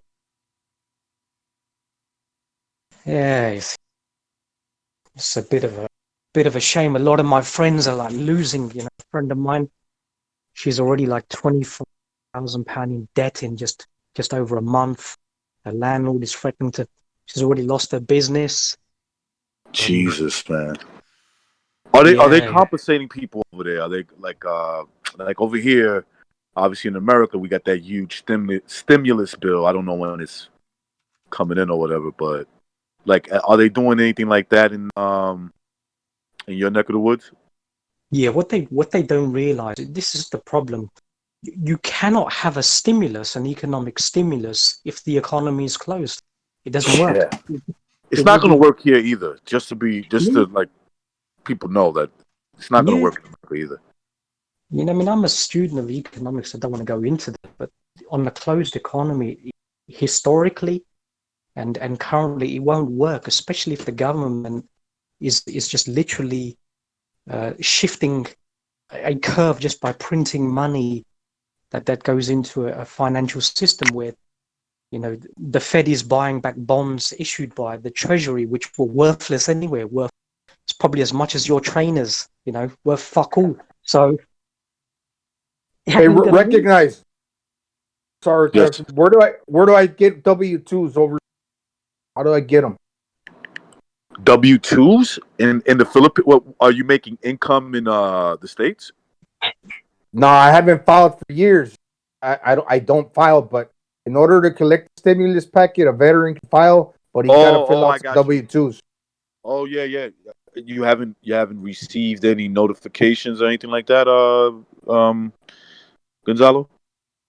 No, I just don't know where to print out W-2s or how to get them. Well, that should you get benefits, yeah, from from the military That's service that you get. Okay, from the Department of Treasury. Yeah, yeah, then you should look. I'm not 100%, but you should go and see if you can get in contact with whoever is cutting your check out and talk about getting your W-2 forms. okay. Yeah, that's the only guess that I could come up with. But yeah, I agree with corruption, man. It's some weird times. I think this is it's definitely killing my boxing, but it's killing everything else, man. Yeah, Can't watch. especially There's nothing to watch. I'm fucking. You know what I'm watching right now? I'm stuck watching old baseball games, old football games, old boxing fights, which I don't mind. But like, how much of that can you fucking take, man? yeah. I mean, I don't mind if you've got kids, a wife, etc. It's a good opportunity, to sit down with the kids. Yep, absolutely. Edu- Talk to them about education. what's going on. Yeah. Yep. Hey, by the way, I heard about that. I don't know if you heard about this corruption, but Dana White, who is determined to, at all costs, to continue doing business, he's going to be holding that Tony Ferguson versus Justin Gaethje. I don't know how you spell the other guy's name, but he's going to hold the fight. But they haven't announced where yet. But they said April 18th it's going to happen. No, that doesn't make sense. That's cool. Maybe it's going to be without an audience. I mean, Well, Vince McMahon just did the same. Like he did a WrestleMania behind closed doors for the first time ever, and I couldn't understand. Not that I'm a wrestling fan, just hearing about. I couldn't understand the logic of that at all. Well, apparently that was pre-recorded. They said. I think it was. Yeah, It wasn't. it's pre-recorded, but it was still in an see, empty baseball. arena. Baseball has this plan. I don't know if it's going to work out, but what they're going to do is play all their games, all these teams from different cities, different states, even Yeah. different country in Canada, right? because we got two. No, we got one baseball team that plays in Canada. So anyway, the plan is to have all the games in Arizona and no audience, but televise it. So obviously you could watch it on TV. I don't know how the fuck that's gonna work, but Yeah, me neither, man. these TV deals that they had paid big money, and so I guess the TV deals, the TV networks, excuse me, the networks that got these deals with these baseball teams can make their money back somehow, and these guys could earn their money. The teams could earn their money on the field instead of losing that money because there'll be really nothing to pay them with. Mm-hmm. So I guess that's the plan, but it's like, do you really want to watch a fight, a game of any sort without fans there? Well, I would. I mean, I wouldn't mind. I mean, if you get a fight with no audience, it doesn't really bother me. I mean, it's a content that counts, right? My thing is this, though, with school. When I was a student, I always wanted something like this to happen. I was like, man, I wish the Seven Horsemen, especially when there's a test or something, right? I said, I wish the Seven Horsemen would descend and start get the shit popping, Now, though, I'm thinking, how are these students? Because I think they're gonna restart in May. So that means what? They're gonna sacrifice the summer, or Over here, they're not sure. They said that it was going to open April 20th, but now they're not too sure about April 20th. The governor just said that he thinks more like the beginning of May, right? Which could get pushed back again. You know how that goes, right? And they say, "Fuck it, just cancel it for the whole year," and whatever. But what I've realized is, right, like I got kids, so I have a daughter and I have two boys. My boys, they're cool. They're like that. To them, this is just summer. This is like summer vacation started early. Daughter, on the other hand, because this is her last year of high school, so she's gonna graduate and shit. She's like, and I'm sure because of her friends, and maybe even a boyfriend, he wants this shit to start now. She's like fucking bored. right? Yeah, when you're that close to the end in high school, you just want to get it over with. Jesus, don't overextend it. But it's interesting. Listen, if my kids, I would pull them out and say, all right, no school. We're finally going to convert that basement into a sweatshop, and you're going to work. All right, boys. But unfortunately, not everybody. What's it called? Social services gets involved. The neighbors start snitching on you. Those snitching neighbors. But listen, yeah, they're gonna impose this human rights thing. They're already supposing this this social distancing. Oh, I think it's $1,000 fine if you get caught. Jeez, Louise. I mean, that's a social distancing. Do we do this when there's the regular flu flying around? If not, the regular flu kills more people. I'm gonna keep saying it. Listen, I don't care what your theory is. Numbers are numbers. Mm-hmm. Okay, the flu at the same time, while coronavirus was recording its first death till now. I want people to understand this. Has killed 300,000 people. The regular flu. In the same time. So I'm talking about across the world, not just one particular place. Yeah, they don't seem to understand the figures at all. Like I'm in the Netherlands, but in the UK, I was just looking at their death rates between every week of every year, between 2,000 and 3,000 individuals die a week because of influenza. I think around 10,380 die every week. Off the 10,300, between 2,000 and 3,000 die. Flu is about 500,000 a year altogether die. Yeah. So I looked at the 5-year figures for the number of deaths between the end of December to the end of March, and the 5-year average were this year is only slightly higher than the historical. Right. It's like slightly higher. I'm going to shut the whole world down. Yeah. Especially when there's no science, there's nothing conclusive I've seen in any science about whether it's a droplet transmission or there's no airborne transmission science at all. There's nothing published at all. There's no science that a disease can mutate from a wild animal to human, and then human to human, X+1 3, humans going 1, 3, and that ratio can continue. There's just I've gone across every single medical journal paper. I mean, my cousin, she's one of the top scientists in London. Spoken. There's just no data to support any of their. You know, it's Right. interesting. I'm sorry. Go ahead, BDA. Well, just real quick to what corruption is saying is, I'm thinking this. We know, like you said, recognize the flu kills a whole bunch of people every year. If the flu's killing a whole bunch of people, and all of a sudden you have, let's say you were the media czar, right? And you control all the CNN, CBS News, all these organizations, and you tell them, listen, start saying that these people are dying because of a novel version of the coronavirus. Right. And they go, all right, fine. It's a novel version. Remember that. Right. Yeah. It's a novel version. So how would we, as laymen, know the difference? How would we know? Because the WHO is telling us, because the national blah blah blah of science is telling us. Why would you trust them though? It's a basic question. I'm not saying don't trust them, but what I'm saying is why would you? Look, The news as an entity doesn't really suffer during a crisis. If anything, their ratings and their viewership increases astronomically. Exactly. They love all of this fear-mongering. I saw this video, and Precise put it up. I believe he got it from me. I don't know. Maybe he could have had the information before that. Giving himself credit. Yeah, he got it from No, me. I mean, I sent him a video, right? He did one of his videos, and I sent him a video of. I found it interesting because there was no conspiracy behind it. There was no guy spinning it. This was a doctor, a top doctor at a medical facility in Chicago.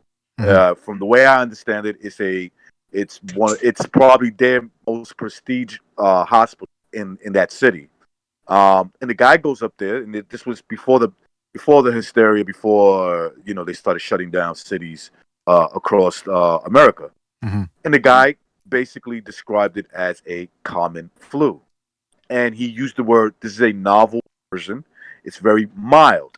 Now, the only thing that I would say that I'm going to give a little bit of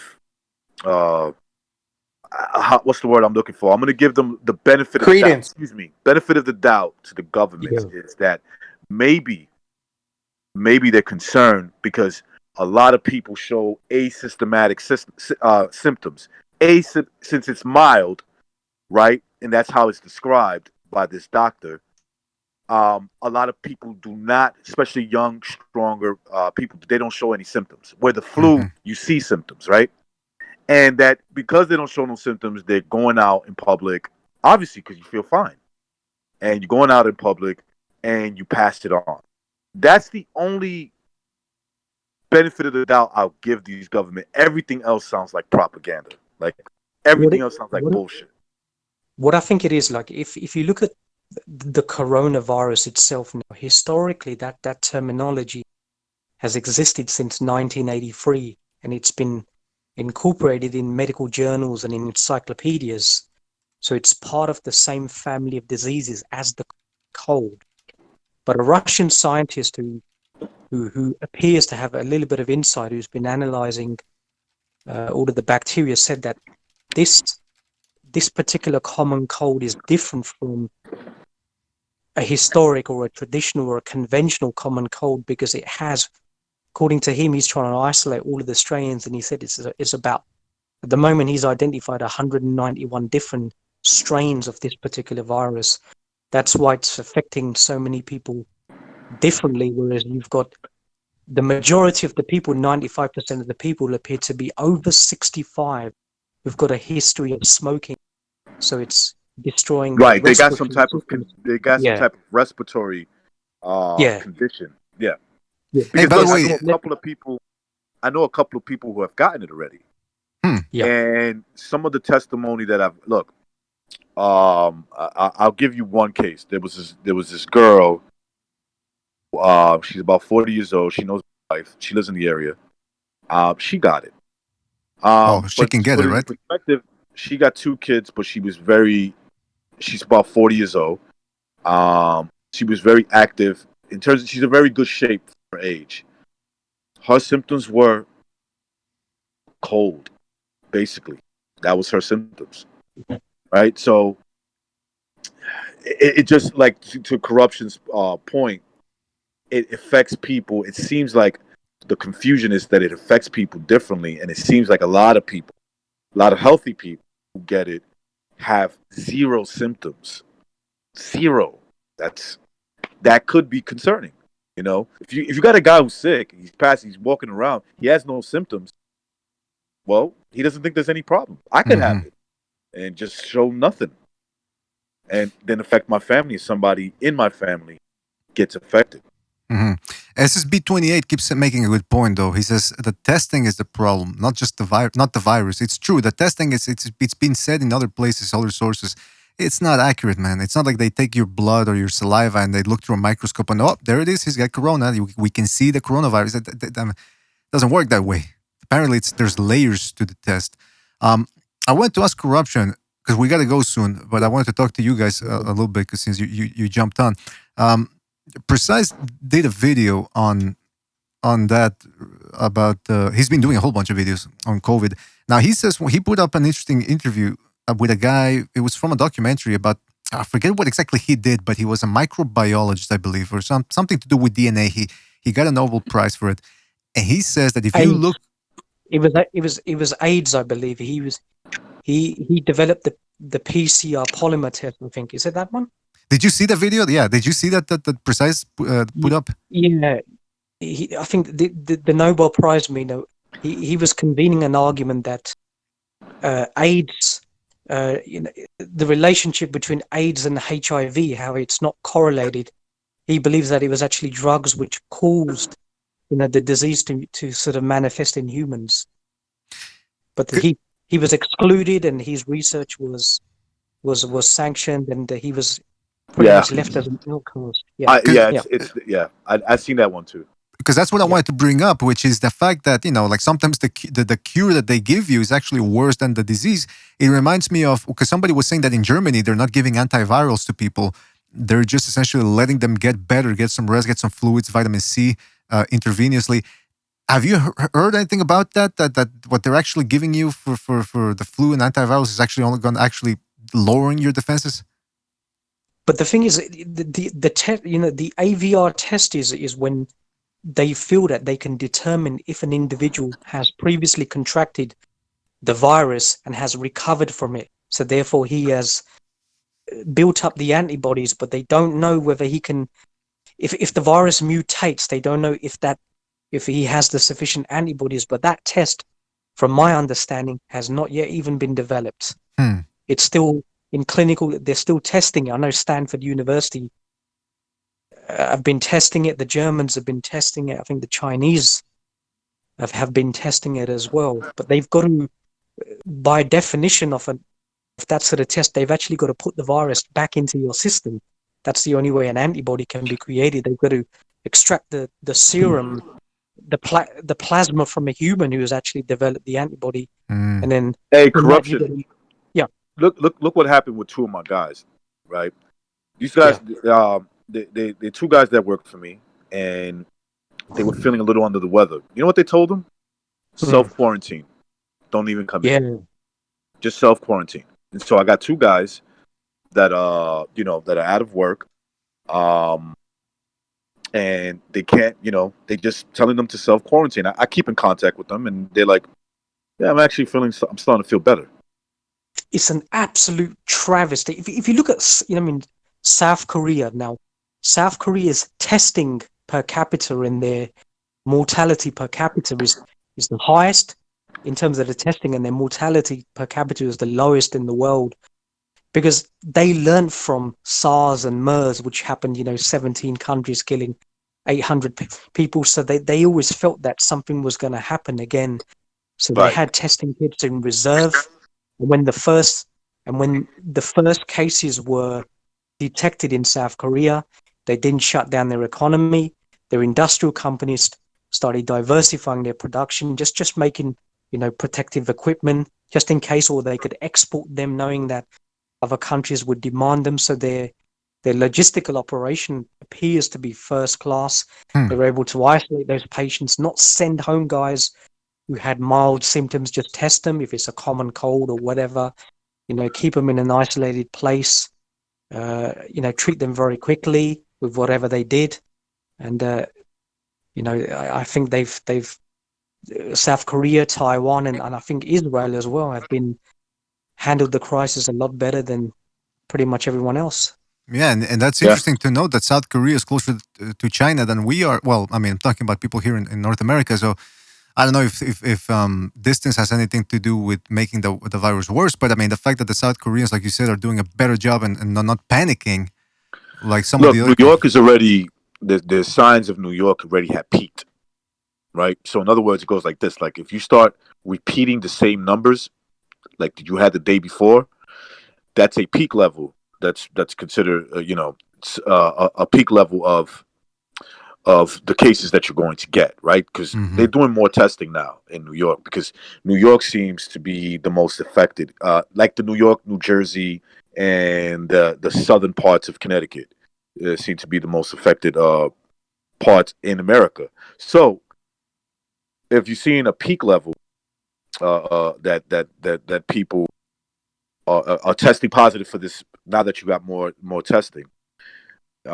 Isn't this a sign? Because we know the high flu seasons in areas like the Northeast are anywhere from November and into May. Isn't this like a sign, right? But they don't want to talk about this shit. They just give you the numbers. This is what's pissing me off. Wouldn't that be a sign that this is normal? It's peaking Yeah, because it's a exactly. virus. That's all it is. It's a virus. The news never ever reveal. They say 101,000 people Yeah. have contracted the virus, but what they won't say is that 291,000 had it and have recovered with it and have gone home. They will never ever. They never bring up these things. Isolate And that it's just figure.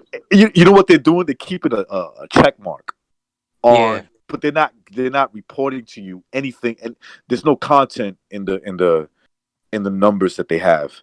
They just give you cases, dead cases, dead, and of course, if you was to go to Worldometer and just look at the deaths every day, that shit will fucking spook you out. Imagine that was all you were being fed by the media. Is that it may make people with weaker minds not even want to leave their fucking house. Like, Yeah. damn, look at all these people that died today, and it's not even a full day. The day just started, and 60,000 people across the world died.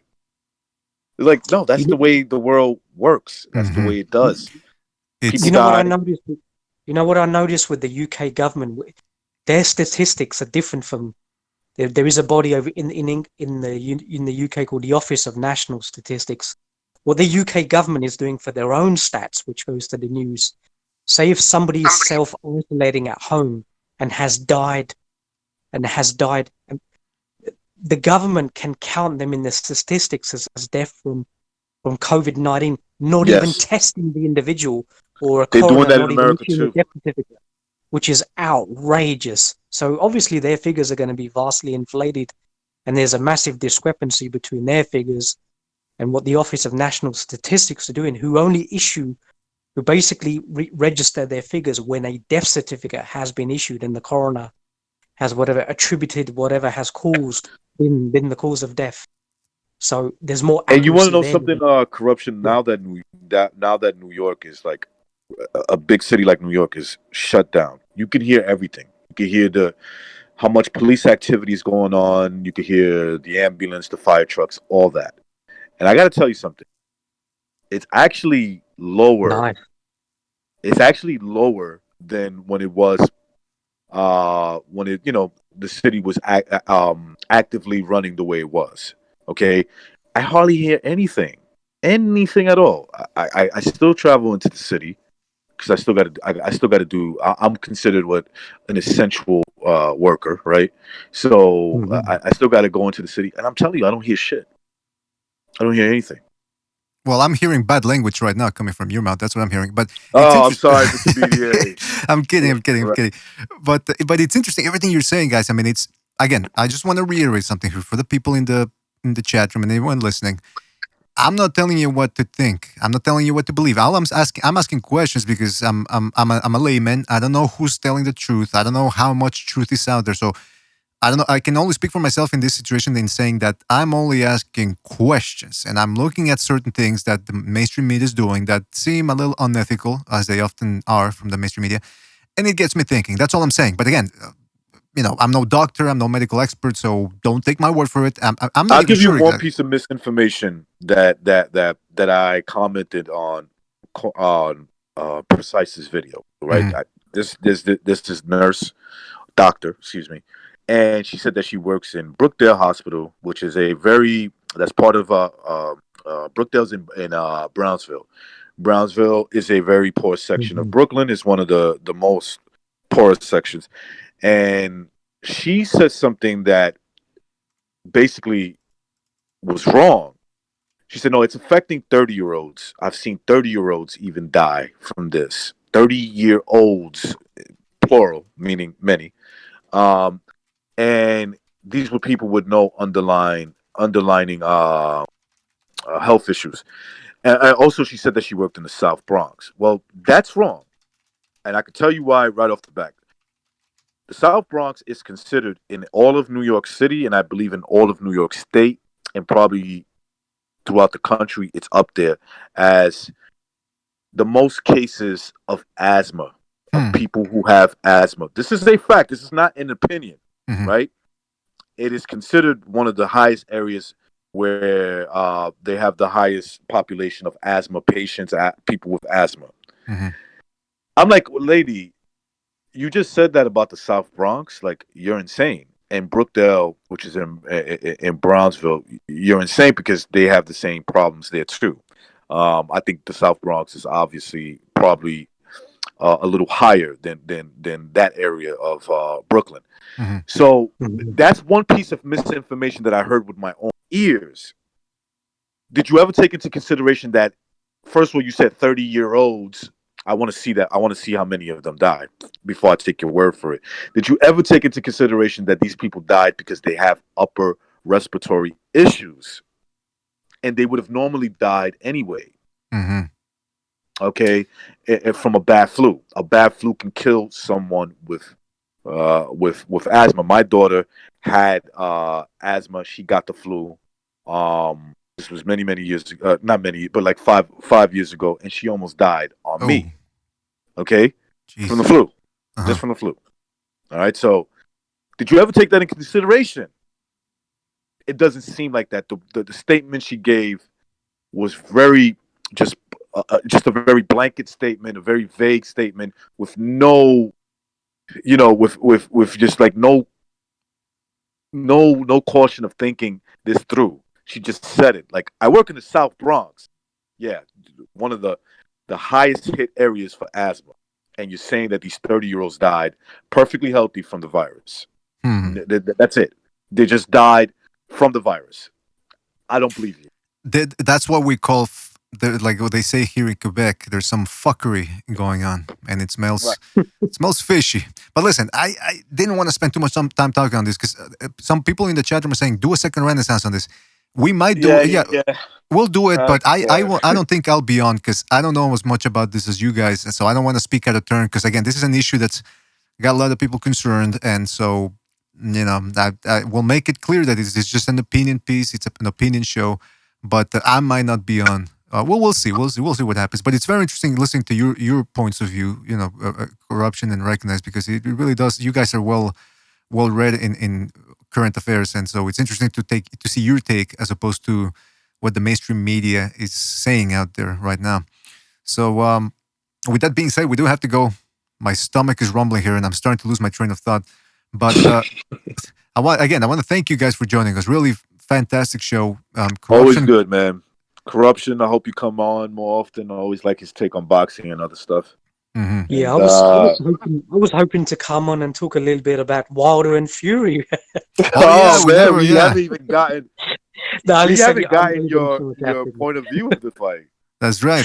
Listen, next time we'll get a corruption, because I don't know if you knew this, but no. That issue is a bit. I mean, I was only taking the piss. You guys have countless videos. I guess Stu and King Butcher have probably got a fucking seizure now, dealing with all these retards. Yeah, man, it was a gold mine for those guys. They love it. They I love can't it. speak for Stu, but Bucho's loving this shit. Yeah, he's Bucho loves this shit. He just loves the insane excuses. I can hear him smiling when he talks. Yeah, he's having a ball on this one. Also, I want to thank Gonzalo who jumped in here. Hopefully, you get your audio issues straightened out. And if you can get Dougie Fisher back, like I said, man, I want to finish the interview we did with him, or Chris Bird. He was supposed to be on. Sure. All right, fantastic. We'll see what happens. All right, All right, gentlemen, I'm you. gonna jump off, man. I got a little bit of errands to do over here in this ghost town. All right, take it easy and stay safe out there and fucking escape from New York. No doubt. All Peace, right. gentlemen. Respect, Matrix. Take it easy. Take You it got easy. it. Peace, Gonzalo, Bucho. All right, later, guys. What do you mean Bucho? Gonzalo? I said Bucho.